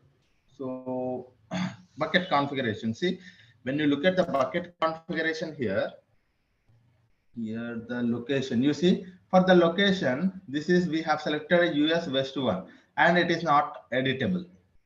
Okay, so when you create a bucket, you cannot, once you have selected a proper location to that bucket, you cannot later edit it. If you wanted to edit it, you just have to delete your entire bucket and you have to create your bucket with that particular location. Okay, that location is a region, multi-region, dual region as per your question, right? But there are few things, as you selected a storage class standard as well as access control fine grained, so labels if you wanted to add. So these are the editable properties. Okay, so this is a metadata of the bucket. There will be a metadata for the object will also be there, guys. There are 2 things: metadata about object, metadata about bucket. So in a metadata about bucket, you will be able to understand which properties can be changeable even after the bucket is created, and which properties cannot be able to change later after the creation of the bucket. Okay, so as we're talking about, once a location is selected, location type region is selected, you cannot change it later. Hope I have answered your question. Yeah. Sir, one question. Yeah. So in terms of suppose we create a bucket and we have it in one region, and suppose we don't want to delete that bucket, we just want to replicate that bucket and keep a duplicate of that, and with added functionality in terms of adding location as well. So can we do that? Yes. So this is for, it's a one scenario that what you wanted to do is like you have 2 buckets, right? It's 2 buckets, right? It's not only 1 bucket, right? So as I told you, because I'll tell you why I said 2 buckets, because when you wanted to create a bucket, the name of the bucket is globally unique name. Okay, you cannot give a same name to the 2 buckets. First thing. Okay, so when you give it 2 names, that means they are two buckets, right? So what do you wanted to do is like whenever I upload a one file to one bucket, you wanted to have that same file in one more bucket also, because you wanted to copy the data. So that kind of scenarios that we can see in our upcoming topics, because I have such kind of scenarios we can easily have with help of the cloud functions. I will create a one cloud function code. That cloud function code will be doing is like, it is a serverless platform. In the backend, what it will do, it will try to copy whatever the data that you are uploading to the one bucket, and it will copy it to the one more bucket, so that whenever you do that activity, it will be backend, it will be doing this activity as well, so that there is a copy of your data. Okay. Okay, got it. Yeah, this can be done. Yes, we will be having such kind of scenarios, plenty of practical scenarios We are seeing, and I want you to, if you are coming across such kind of a scenarios in your company also, you tell me, we will implement that solution. Okay, so that we will do, guys. Okay, I just don't wanted you to tell you a course and stop it here. I just want you to, if you guys have such kind of a scenario, sir, I am facing this kind of a problem, so can we implement such kind of a solution, or can we at least see an architecture for this solution? So that kind of scenarios we will see if you are coming across. So please let me know, that's not a problem. And someone is asking a question, can you teach how to create a bucket via SDK? Sir, yes, we will create a bucket with the help of the Cloud Shell. Yes, of course. So I will tell you how to create a bucket two ways, sir. You can also see here. So because each and every, I want you to understand this point. I think I might not have told you this point. So let me tell you this point. Where is this? Yeah. So, sir, very important thing. I will write it here. There are two ways. There are more ways, but mainly two ways for me. Two ways to interact with GCP services. There are actually two ways for me. Okay, I don't know how people say, but for me, in my classes, I will tell there are two ways if you wanted to interact with the GCP services. One is UI, one more is code. Okay, one UI is nothing but a control. Code is nothing but a Cloud Shell or Cloud SDK. Okay, or SDK, Cloud SDK. Okay, this is what. In UI, we know that how we are interacting with the help of the user interface, nothing but a drag and drop, clicking something. That is what is a UI. If you wanted to interact with the services, if you wanted to use any service in the GCP, you can go with this way. Okay, this is a manual process. Sir, I wanted to create a bucket, or I wanted to delete something, or I wanted to interact with the Google Cloud Storage. You can also interact from the code, that is Cloud Shell or Cloud SDK, from anywhere. So these things also we will be seeing, guys. It is not that we are also looking, because I wanted to understand the concepts via UI, but tomorrow I wanted to automate it with the help of the code, because we are not just stopping here, because there are professionals who are automating the processes. Automating can only be done with help of the code. So there are two ways to interact with the GCP services. Keep this in mind, sir. Whenever you are getting any doubt, anything can be done with help of the UI, anything can be done with the help of the code. Okay, creating a bucket. Tomorrow, if I wanted to create a bucket, yeah, sorry. Through code, we can use REST API also. Yeah, through REST APIs also we can use it, but most of the people using these things. So even I am covering these two only. That is the reason I have mentioned REST API is also there, and there is also one more thing is also there, mobile application also. But most of the times we will be using this thing only. Even in the companies also, people use UI as well as Cloud SDK or Cloud Shell. Yeah. Okay. And one more question: any Terraform Ansible tools required for automation? Sir, no. Any Terraform and Ansible tools required for automation? No, sir. Our main intention is to have a data to be created and automated with the help of the pipeline. So that is what we are going to do. That is SQL plus Python is enough for this course. Yeah. Okay. Yeah. In real time, we will be creating the bucket, or admin team, they will create the bucket and hand over to us. No. So there are two ways. So if you go to, there are two, it depends upon your company, guys. If you go to the MNC companies, you will be having a dedicated team for the admin. So they will be doing the admin activities. Admin, I would not say admin. So there are two, admin, or you can also DevOps. Okay. They will be taking care of the resources, infra related things. They are taking care of it. Okay. But if you go to the tier 2 companies, tier 3 companies, what they do is like something like startups or some low base, I mean, not product, some basic product based companies are, you know, if you go to small scale companies, what small scale? Okay.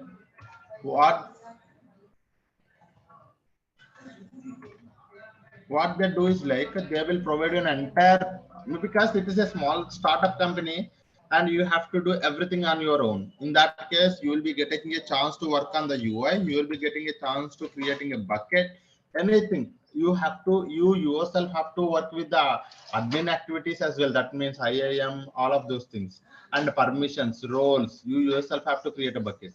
But when you are going to the MNC companies, most of the times they will not providing you access to do that.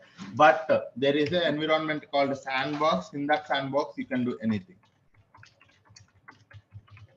But if you look at the prod environment, they will not provide you no access at all.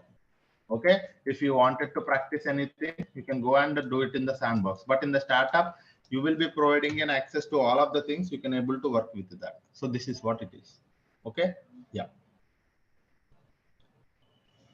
You will team BigQuery with loading files with the real-time scenarios. Yes, guys, I will teach. It's not team, right? You will teach. Yes. So you will teach BigQuery with loading files with the real-time scenarios. Don't worry about that. We will be having a plenty of such scenarios. Data proc, data flow, everywhere we are using the BigQuery. And I will take some CSV files. I'll upload it to the. I'll upload them as a. I will upload it to. Sorry, I will create a tables on top of those CSV files. And one more thing also, what we will do is like we will automate that process. Okay, as I told you, I don't want it to manually do it tomorrow. Okay, if a file CSV file available in the GCS bucket, what I wanted to do, sir, automatically it has to create a table inside the BigQuery. Okay, that automatic scenarios we will see. Don't worry about that, sir. Plenty of automations, plenty of scenarios, topics, real-time things we are going to see in our thing, guys. Don't worry about that. Yeah, just to focus on the knowledge, you will be able to get a lot of you know, real-time scenarios from me. The only thing is like, please be attentive during the class. Yeah, yeah. Now, so this is enough for today. What I will do is like I will try to tell you how to create an account. So we will see tomorrow rest of the concepts. Okay. Now let us see how to create a bucket. Sorry. It's already 8:20, guys. Okay. So let me. Can we see it tomorrow or shall we see it today itself? Sir, I would tell you. Some people are asking for the. Yeah. Some people are asking for the slides and some people are asking. So slides I may not be sharing with you. But what I will do is like I will share you the material. Okay, what is that material? It is a very robust, and you see the material for the Google Cloud Storage tomorrow. Today we have seen, right? What is the Google Cloud Storage? This is access to my notes I will give you, sir. What is a GCS? How to create a bucket? All the concepts, high level concepts. And note, oh, here I have mentioned, sir, whenever you use any service in the Google Cloud platform. Okay, this is one more thing, two costs associated. One is storage cost, retrieval cost. Tomorrow we will see this point. Okay, so these notes I will provide it to you guys. Okay, I will provide access to the my notebook. This is my OneNote notebook. We will be having all of these things here only. So I will provide access to that. And so that for that one, I want everyone to complete your registrations. Then only there will be a group created. There I will provide the link for that so that you will be able to access it. And access also not provided to all guys, only for those who have registered. And if I got an email from the team, I will provide access to that particular email. Okay. Yes. Yeah. So please complete your registration tomorrow. So please remember, make me remember, sir. Tomorrow, first thing we will create a bucket. We will create an account. Okay. Later only we will see the rest of the things. Yeah. Because it's already 8:20. Even I am having some other tasks. Yeah. Okay, guys. Thank you all. Hope you learned something today. So I want you to learn everything, almost everything, every day, whatever we are speaking. If you are unable to understand, please try to ask me. So that wouldn't be a problem. You can raise a question. You can raise anything. If you wanted to see a real-time things also, you can do. Okay. Complete your registration to get the notes, guys. Okay. Thank you all. Hope you learned something today. Thank you all.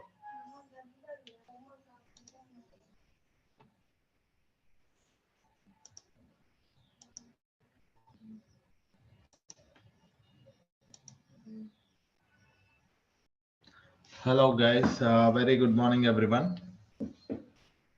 Hope you guys are doing good. Welcome to the session today. So let us start the session. If you remember, yesterday we had discussed about the introduction of the Google Cloud Storage, right? What is a Google Cloud Storage, guys? Google Cloud Storage is one of the fully managed service. What does that mean?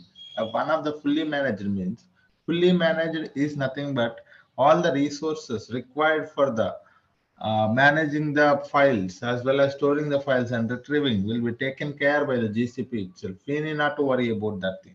The only thing we have to worry about is like how to create a bucket and how to upload a file, and after that how to make sure the data is controlled, and need not to worry about the resources required to build this GCS. And one more thing we have to worry about, what are the storage classes we need to take care of it, and the location as well as object version. And what kind of a tool it is, guys, if you ask me, a Google Cloud Storage is a service for storing your any type of a data, any kind of a data, any number of files we can store here. And how the Google Cloud Storage operates? Google Cloud Storage operates via bucket, okay, and objects. What is a bucket, guys? A bucket is nothing but a container to store your objects. And what is your file object, guys? Object is nothing but a file. Okay, it allows worldwide storage and retrieval. It is a scalable and secured platform. So this is all about a introduction to the Google Cloud Storage. Now the question is how to create a bucket. Sir, as I told you, if I wanted to work with any of the service in the GCP, there are two ways. One is via console, one more is via command line tool. Okay, so let me open. Okay, so if I wanted to work with a interactive,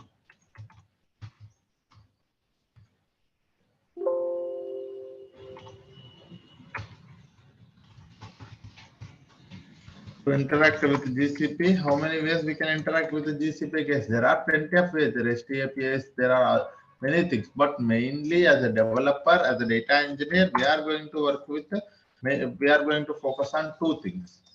Okay, that is, one is user interface, that is what we call as a console. One more is command line tool, that is your shell or SDK. Okay, so this is these are the two ways that we can work with. Now the question is how to create a bucket from the console. That is one thing, and also how to create a bucket from the command line tool. So these are the two things that we will see, guys. Okay, so now let us see.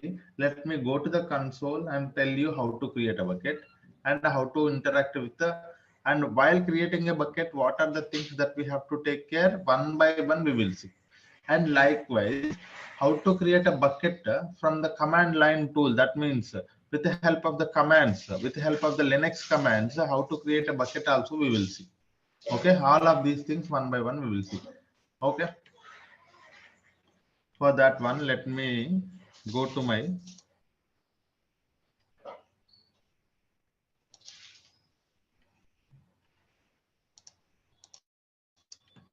let me go to console.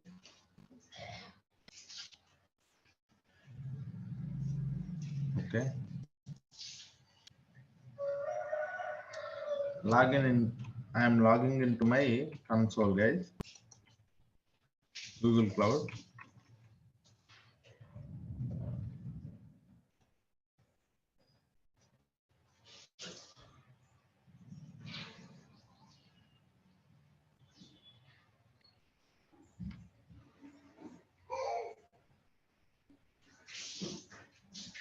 Okay, so let me first give you an introduction to the Google Cloud platform here, the interface. So when you enter, when you logged into your Google Cloud, so this is how the interface looks like.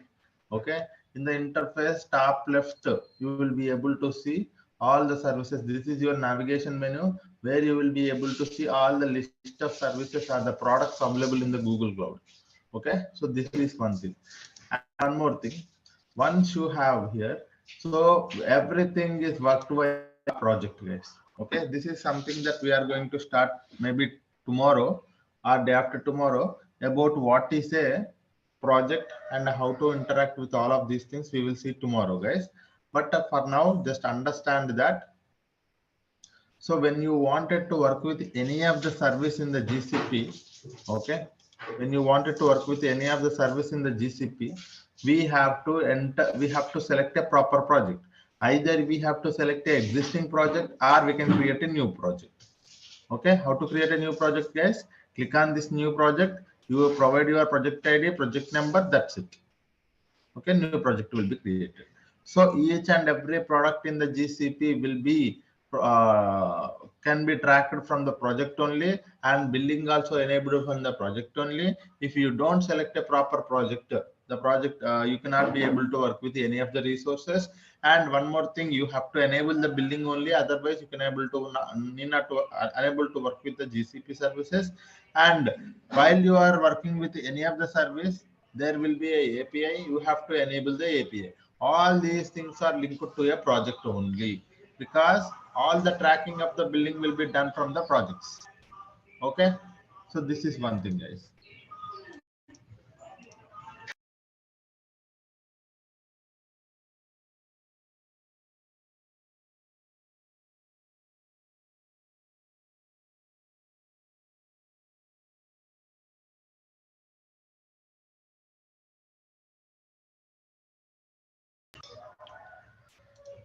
Okay, now once you have here, sir, if you wanted to work with any of the service in the GCP, either you can go to the left navigation menu, select that service. Like if you are working with the Google Cloud Storage, you can select here. No, you wanted to directly select it, you can directly set that particular service. You can also select from here. Okay, Google Cloud Storage. And after that, sir, there is a free trial status, how much amount of money that is left in your free trial status and how many days it is, you can able to see from here. Okay, and here this is where you can able to activate your Cloud Shell, sir. If we wanted to work with the Cloud Shell, nothing but a command line tool, where this is where the place you have to go and click on activate the Cloud Shell. When you click on activate the Cloud Shell, one more at the bottom you will be able to see a command line tool will be opened for us. It takes like almost 30 seconds. For the first time it can take 30 to 40 seconds. You see here a Cloud Shell terminal will be opened for us.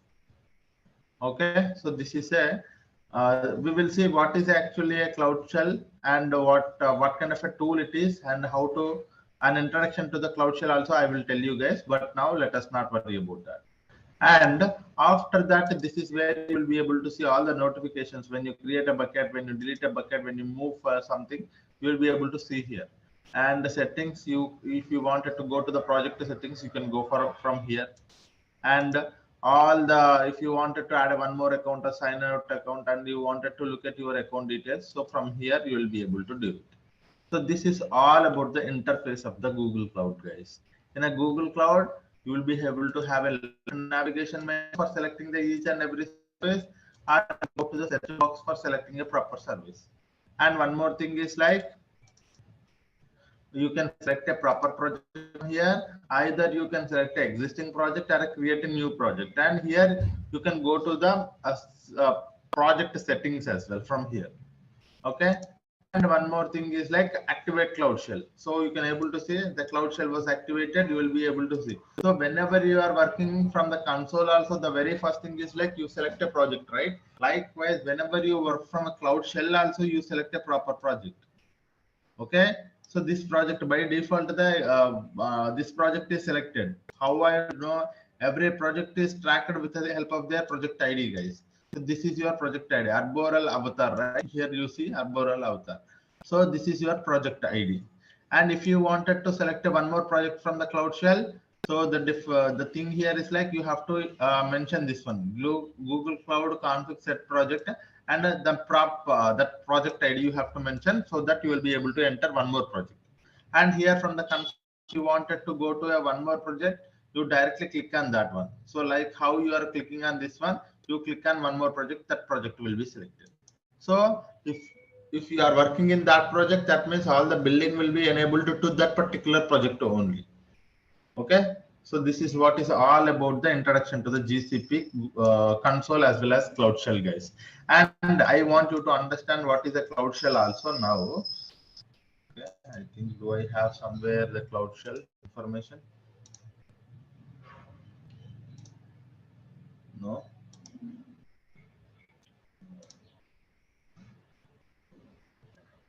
No. Yeah, here it is. Yes. Okay. So what is a cloud? As I told you guys, if anyone wanted to interact with the GCP services, there are two ways. Okay. The very first thing is web user interface. Then the very next thing is command line tool that either Cloud Shell terminal or an editor. Cloud Shell terminal or SDK. So these are the two ways that we can work with. And one more thing, what is a Cloud Shell? Because we know that console is a web interface. We know how the web interface works. But what does this Cloud Shell serve? A Cloud Shell is a very small Linux operating system, guys. It is a command line tool. It has a 5 GB storage. Storage size is 5 GB, and it has a language support to SQL, Python, Go, Java, all of these things. If we wanted to work with the shell, we first activate it. After that, we select a proper project and use shell commands and Linux commands to interact with the each and every services. Okay, so this is what is a Cloud Shell, guys. You should not you should understand that the Cloud Shell is a very small machine. When I say a very small machine, it does have a Linux operating system, and it is having only 5 GB persistent disk storage, and it has a language support to SQL, Python, Go, Java. Okay, so whenever you wanted to interact with any of the service from the Cloud Shell, you provide a proper command from the Cloud Shell to interact with that particular service. That commands will be available. I will tell you how to do that because I have listed here. Okay, one by one we will see. We need not to, hurry. We are not in a hurry, guys. So what we will do? So whenever I interact with any of the services, there are two ways I will tell you. For example, today I am working about a Google Cloud Storage.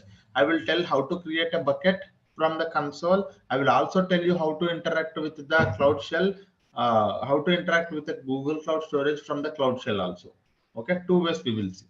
Now we understood that the interface, there are two ways that we can interact. One is console and via Cloud Shell. Now we will go to the Google Cloud Storage and try to create a bucket in the console.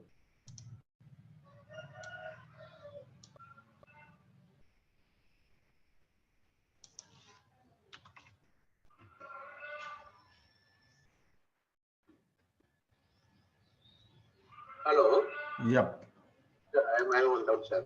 Yeah. So what is the difference between this Cloud Shell, which are working with the Linux operating system and tool? Yes. So what is the difference between this Cloud Shell and the SSH? During the computer engine we are creating now, so there we are getting into the SSH. The same screen is getting what different is there?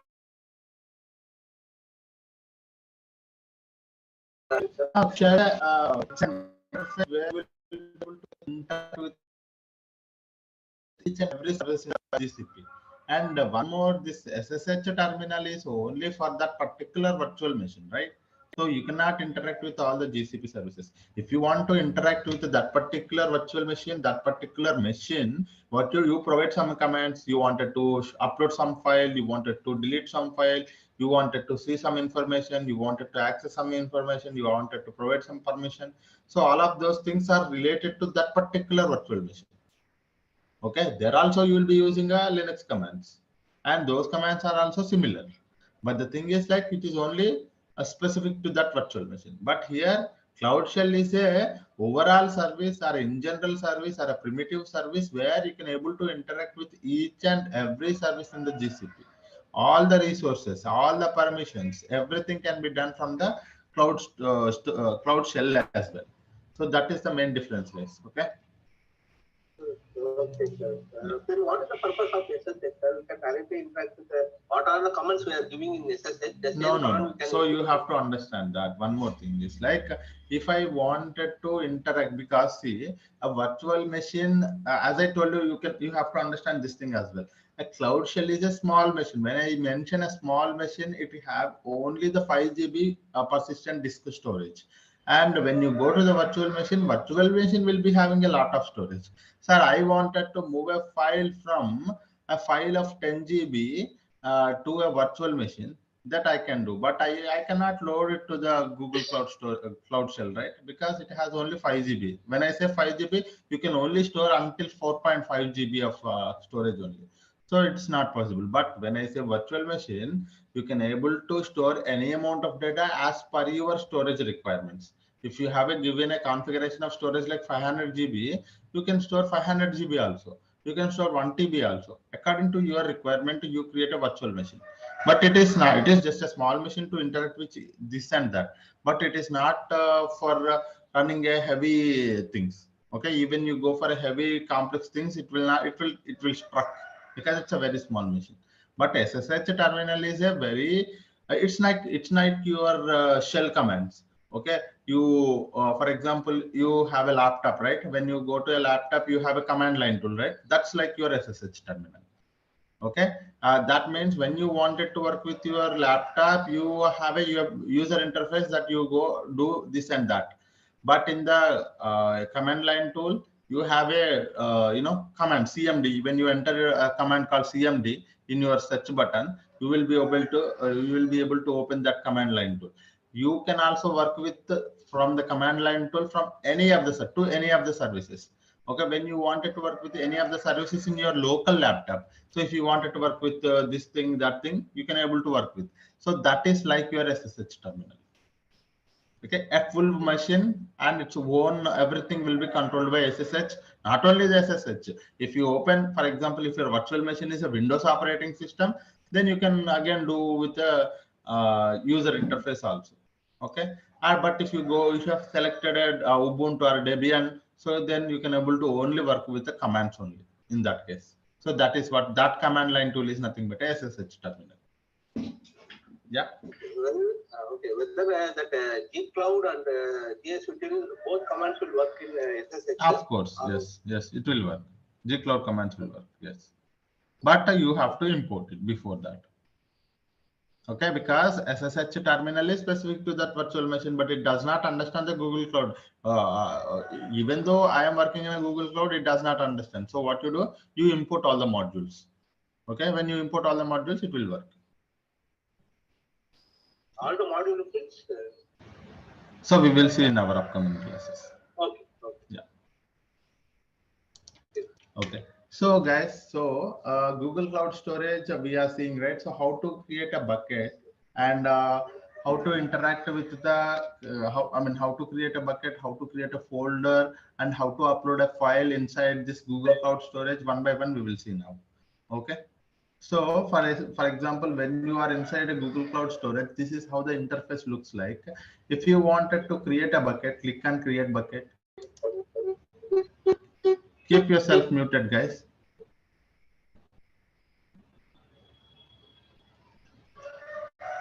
Okay, when you click on a create bucket, so as I told you, there are few things that we have to remember while creating a bucket. Okay, first thing, while providing a name of your bucket, we have to pick a proper globally unique name. When I say globally unique name, no one has used so far this particular name as a Google Cloud Storage bucket. Okay, so some disturbance. 1 minute.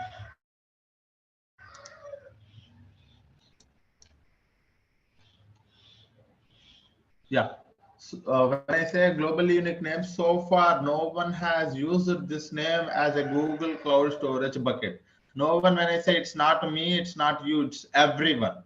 Whoever so far worked on the Google Cloud Storage, for example, I did not create a bucket with the name of the bucket called a bucket. Okay. But someone might have used it. Okay. So this bucket name is already taken. bucket 1, bucket 2, bucket 3, something like that. If you give a normal name, it might have created by someone might have used this kind of a bucket name already. So you cannot be able to create it. So it should be a properly unique name so that you can able to give that to your bucket. So for now, I am going to give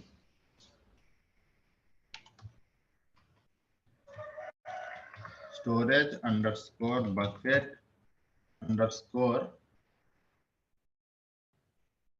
resources. Okay, so this is the bucket. I have given a proper bucket name, which will not, I believe that which will not be used by anyone so far. Even though if still this is the 10102, I will give. Okay, so this name no one has used so far. It is a globally unique name. Now, after that, once you have given a proper name to the bucket, click on continue. And this is where we have to worry about a location. So I want you to understand about a location, sir. While you are creating a bucket, the very important thing you have to remember is one of the important thing is location, guys. Okay. I'm hearing a lot of noise. 1 minute.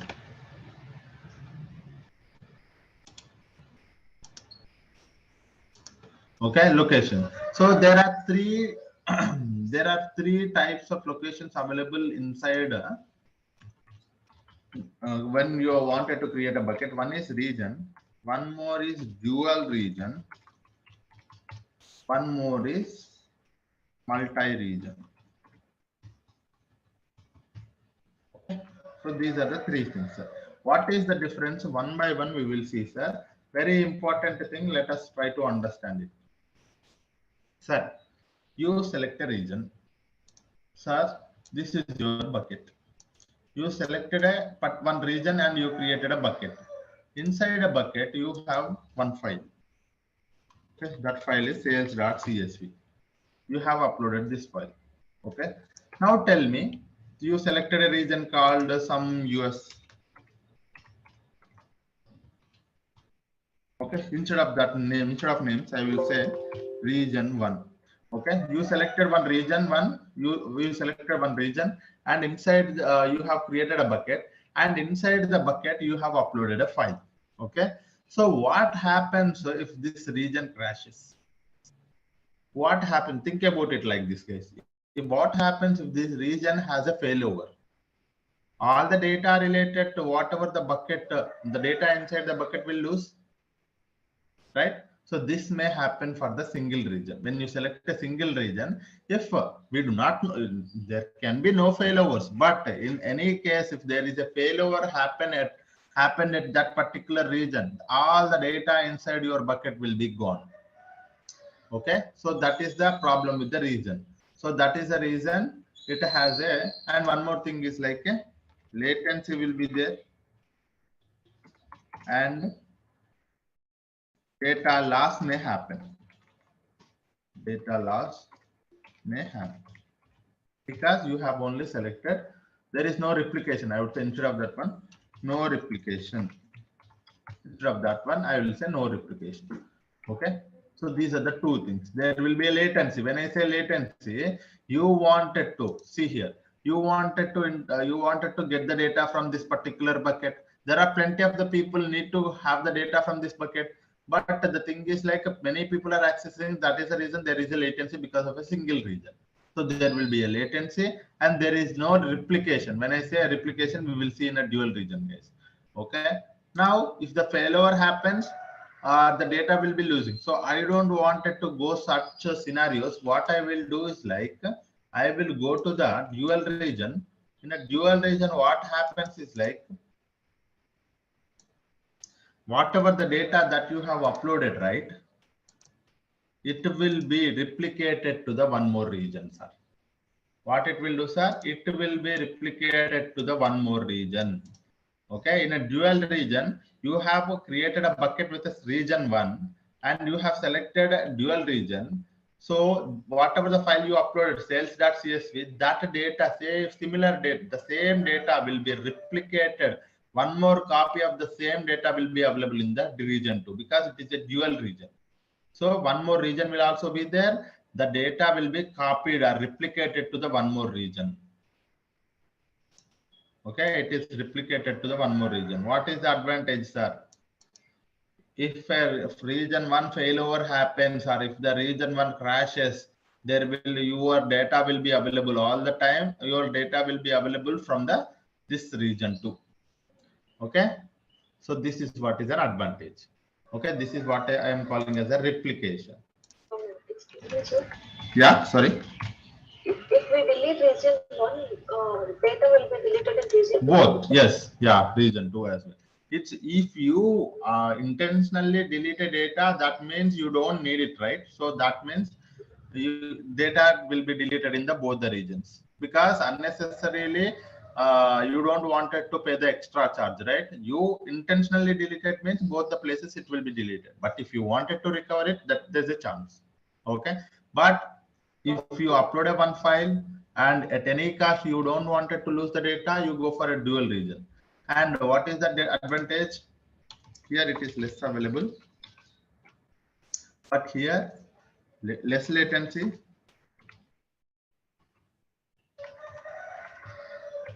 replication is there, and availability is there. Okay, the data is highly available.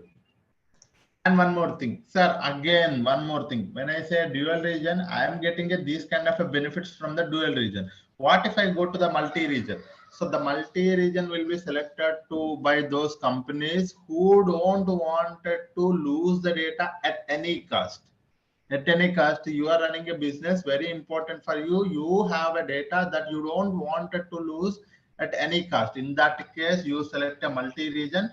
In a multi-region, the data will be replicated between 2 or 3. Sorry, the data will be replicated between 2 or 3 regions.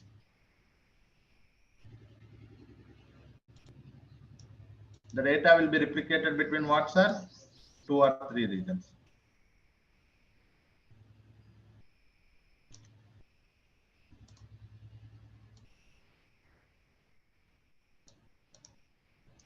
Okay, so this is the region 3.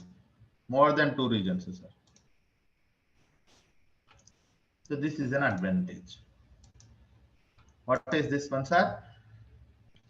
At any cost. The requirement is very simple. At any cost, because the cost will be increasing from the region to the multi-region. Because I will tell you, because when you get a lot of benefits, the cost will also be there like that, right? So when you go to a multi-region, the data will be replicated to the multiple regions, and the data will be highly available. Okay, the data will be highly available. There is no latency at all. We can say minimal latency. The latency is very minimal. Okay, comparatively very less.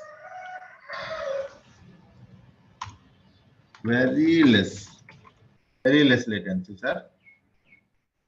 And one more is replication is between different regions, more than 2 regions. Here only 1 region, sir. There replication is only 1 region, but replication between more than 2 regions, and data will be highly available. So this is a question in the interviews also. How do you make your data will be highly available? So I select a multi-region option so that my data will be highly available all the time. Okay. Here also So in any even region, sorry? also in any region, if you delete data, it will replicate to all the region in multi-region. In a multi-region also, it's only about, sir, intentionally you wanted to delete it, it will be deleted every place, sir. First thing. Okay, intentionally you delete it in one location, it will be deleted everywhere. But if you upload a file, but you thought that if for example, if there a failover happens to this region, that was nothing but unintentionally the data is not available. In that case, your application will be connected to this data. Even though this region is also not available, your application or your data processing system will be connected to this one. That's the reason data can be highly available. Okay, so this is what it happens. For example, when your application is running or when your data pipeline is running, you have connected to this one. Okay, you have connected to this one, your application or a pipeline, whatever it is. When you connected to this one, if this region in a multi-region, this bucket is not, the data inside this, the file is not available, or this region is not available, automatically it will be connecting to this one, because it is a multi-region. Automatically it will be connecting. This is the reason all the time the data will be highly available. Okay, but in this one, if this region is not available, it will be connected to this one. If this is not available, it will not be connected to that one. That is the reason the data is less available here. Yeah. Any questions, sir? So if any changes made in region 1, it will be applicable to other. Of course. Yes. Yes. So it is just a replication, sir. Whatever you do the changes in the region 1, it will be replicated. Okay, you cannot see it. Okay, sir, where I can see my replication, you cannot see it. Okay, automatically backend GCP will be taking care of it. This is a concept. So what do you have to understand from this concept, sir? What I can get from this concept, if you ask me, I will say like this. So if you wanted to, the cost will be less here, less cost. Okay, I will say L. Here medium cost, it is a high cost. Not high, but the cost will also be lesser, but comparatively. Okay. Sir, if I am accidentally updated any files and I want to reverse that one, whether it is possible. You wanted to revert the changes? Revert the you can go for the object version. We will come to that topic. Yeah. Yeah. So what is the concept, that what is the thing that you have to get from this location is that, so according to your requirements, sir, I wanted to, it's okay for me if it is less available also, that is fine. I don't need a replication. I want a less cost. You can go for region. No, at any cost, I don't want it to lose the data, or at any cost, or the data to be available all the time. In that case, you can go for this one. Okay, so this is what is all about the location, sir. Now you understand that what is the mean by the multi-region, dual region, single region. Dual region highly available across largest area. Dual region highly available across 2 regions only. And lowest latency with a single region. So this is what it is. Okay. Now if I select a multi-region, the cost will be, you'll be able to see here, guys. Okay. And if I select a dual region, I will select 2 regions, and the cost will be like this.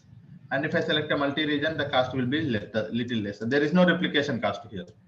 Okay, so this is how it works. So as per my business, I don't want it to lose the data at any cost, so I will go with the multi-region, and inside that I select Europe or Asia specific or this one. For now, I am going with the US multiple regions. So this is the region I have selected.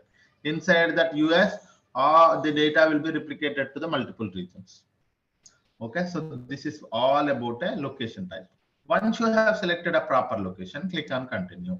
And this is where is your storage class. Sir, what does that mean by storage classes? You set here, you look at here. In a storage classes, we have 4: standard, nearline, hold line, and archive. Okay, let us see what is this. Okay, storage classes.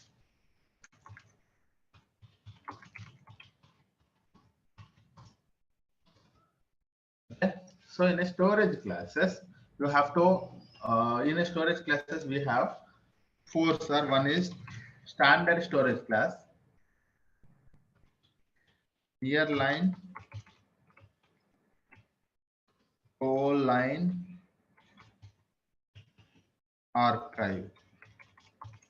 Okay, so let us not worry about these 4, but let me tell you, sir, I have a requirement that I am uploading one file to one of my bucket, and that file I wanted to access it frequently. Okay, what you are doing, sir? You have created one bucket. And inside that bucket, you are uploading some file called sales.csv.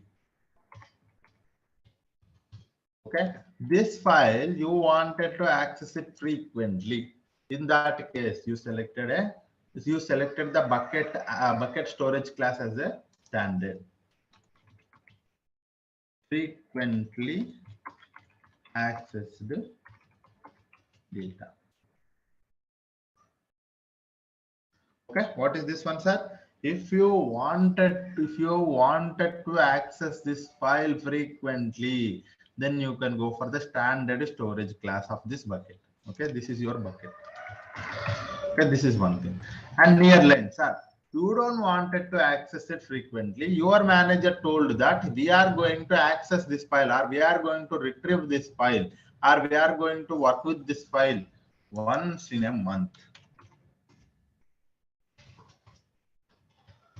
Okay, once in a month, then you can go for a near line. Okay, so this is what is. And one more thing is like, no, it is not frequently, it is not once in a month. We are just accessing once in a quarter. Then you can go for a cold line. And one more is, you can say once in a year. What is this? What are the advantages that we are getting? I will tell you, sir, but just understand the concept. Okay, so if you have a file inside a bucket, if you are accessing all those files inside that bucket frequently, you can select that bucket as a storage class of standard. Okay, no, if you are not frequently accessing it, if you are only wanted to access it once in a month, you can select as a nearline as your storage class, or cold line as your storage class for once in a quarter, archive for once in a year. Okay, so this is all about storage classes, guys. Let me show you one advantage diagram. You will be able to understand it. 1 minute, let me open that. Somewhere I got.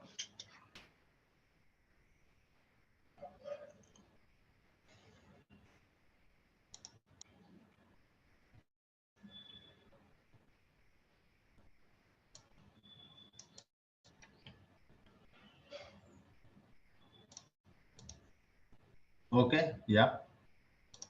Last time when I was explaining, this is the thing. Okay, the advantage is something that I will tell you. These are the 4 storage classes, guys. The storage class for standard, nearline, cold line, and archive. Okay, you will be able to see here. As I told you, see the advantage is that, so when you are accessing frequently, the transaction cost is very less and the storage cost is very high. Okay, and when you are accessing it once in a year, the transaction cost is very high, the storage cost is very less. So this is the advantage that you are getting. Okay, what does that mean, sir? You have to be very smart when you are selecting a storage class. Okay, unnecessarily you don't want it to pay extra money here. Okay, there is a cost associated. I want you to understand one more point. Where is my paint? There are 2 costs associated.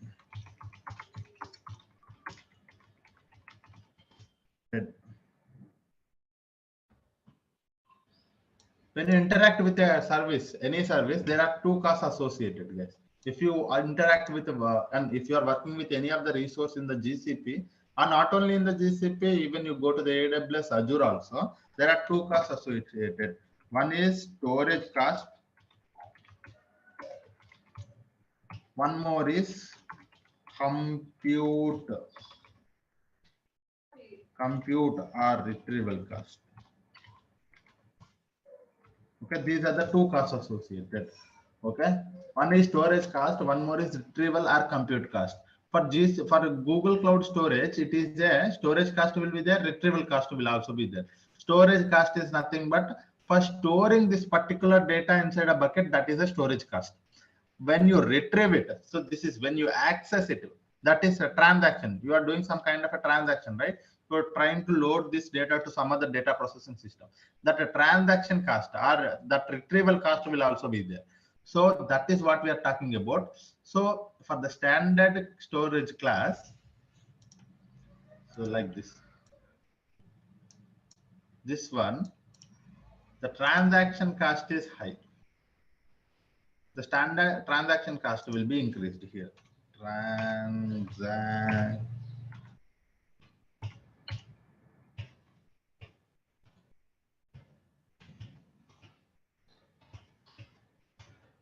Transaction cost will be increasing.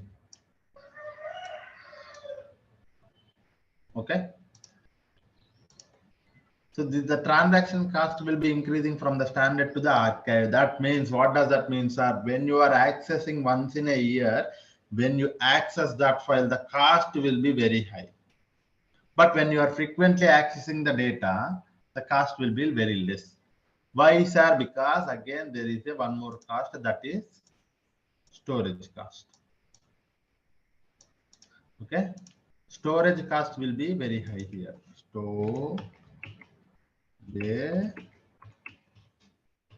Storage cost is very high here. Okay, so the storage cost is for frequently accessed data. You have to, the data to be available all the time when you frequently access it. That means the storage cost for that particular storage class is higher, because when you frequently accessing it, the data to be highly available, to make the data to be highly available all the time, the storage cost is increases. Okay, and one more thing, archive. When I say once in a year only, because when I am retrieving it once in a year, the data need not to be available all the time. So for the making not available all the time, I don't need to pay extra money. The storage cost is very lesser here, but the transaction cost is, after a very few many days, you are trying to retrieve the data, retrieve the entire data. That means the transaction cost is very high. Okay, so this is how the benefit that you are going to get it, guys. Okay, one is transaction cost, one more is storage cost. Okay, transaction cost will be very high for the archival storage class, and storage cost will be very high for the standard storage class. Okay, this is something that you have to understand. Okay, any questions are on this one?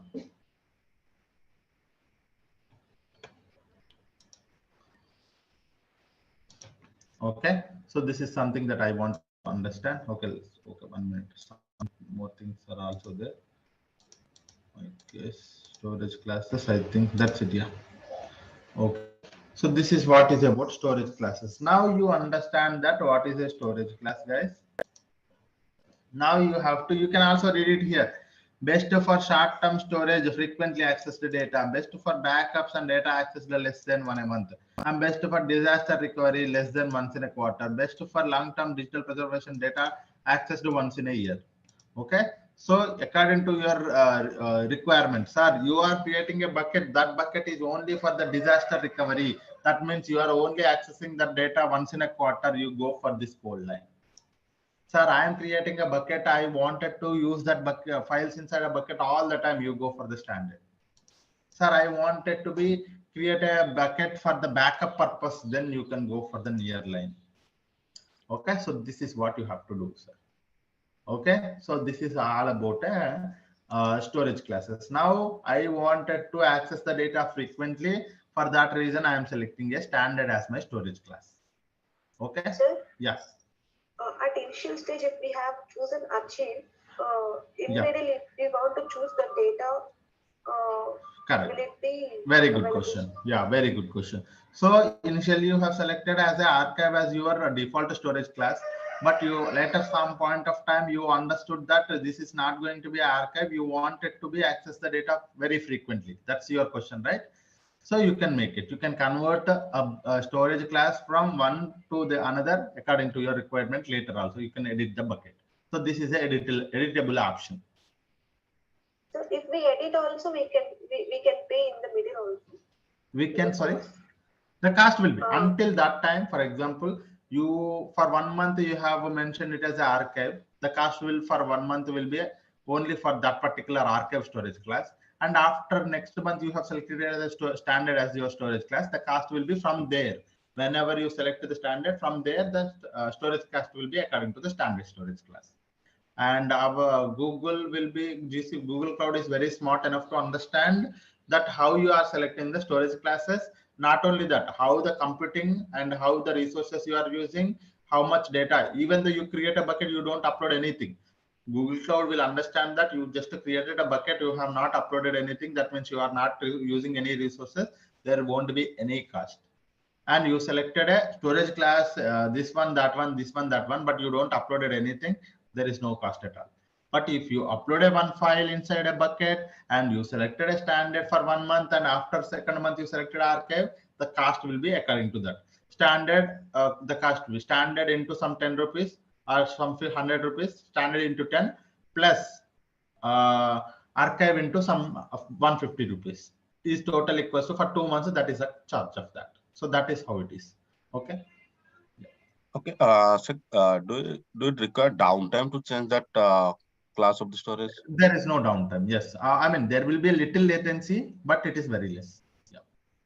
Okay. When you select a one storage class from one that to that, how much time it wouldn't take much time. But if it is a lot of data, even though a lot of data also, it wouldn't take much time. In the back end, there can be like 1 or 2 seconds. It would be in milliseconds, guys. It would be in milliseconds. The downtime will be. Okay. Yeah. Okay, that is one thing. That's those two questions are very good questions, guys. Even I wanted to cover that. Yeah. So that is one thing. And we have selected, now I have selected a standard because I wanted to frequently access the data. So that is something that I have selected. Now, this is where is a very important thing because I wanted to control the files inside my bucket. Very important thing because everyone wanted to worry about the security, right? So this is where we are securing our buckets and files. So very important topic. Please be focused on this one, guys. Okay. So the thing here is,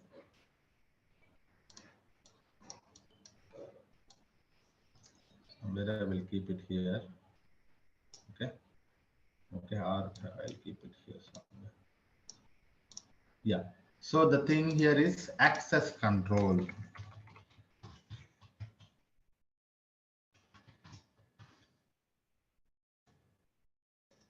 What is this access control? I want you to focus on this point now. Sir, I have created one bucket. Inside that bucket, I have many files like sales.csv. I have schema.json. Sir, I have a project confidential file, confidential dot some text file, and there are plenty of other confidential or some what I would say sensitive data, some customer sensitive data, sensitive underscore data dot some word file or whatever it is, sir, word file. Okay, so these are the files inside my bucket. Consider that this is your bucket. Okay, you have created a bucket, and while after you created a bucket, you have uploaded these many files inside the bucket. Okay, there is a one project manager or there is a client. Okay. Think that there is a client, there's a data engineer. So we should understand that the client has to access what kind of objects inside a bucket, and we should understand the data engineer has to access what kind of files inside a bucket. So that is what Sir, told. yes. Yeah. Yes, sir. Here I have one question. Yeah. That storage class you explained no last time. Yes. Yes. So that storage class is applicable for each and every file in the bucket, or it is applicable as a whole for a bucket? It's it to the bucket. So we are not worried about a file, and it's only for the entire bucket. Okay. So when you select that file, when you select the bucket as your storage as standard storage class, all the files inside that bucket are applicable to the bucket. I mean, it follows the bucket level. So that means that means if it is a standard, the file is also a standard storage class. Okay, so there is proper word for that. So I forgot that. Inherited. Okay, so inherited. So when you select a storage class for the bucket as a standard, it inherits all the files will also inherited from the bucket permissions. That means standard it will get from the files also. So if it is a bucket is a standard, all the files inside the bucket is also a standard. Yes. Yeah. Okay. Yeah. So now back to the access control, guys. So in access control, so we are talking about two things, but now let me create a context for that. So I have created a bucket, but that bucket will have these many files. Okay, these many files inside it. Now we have to understand there is a client and there is a data engineer. So the data engineer has to access only sales.csv, schema.json, and it should not have access to the project confidential files and sensitive data. He should only access these two files. Okay, he should only access this file and this file. Okay, but inside a bucket. The data engineer has to access few files inside a bucket, only few files. What about a client? A client has to access all the files inside a bucket. All the files inside a bucket. Now, how do we achieve it? This is a very good question. How do we achieve it, sir? I have a bucket. That bucket is having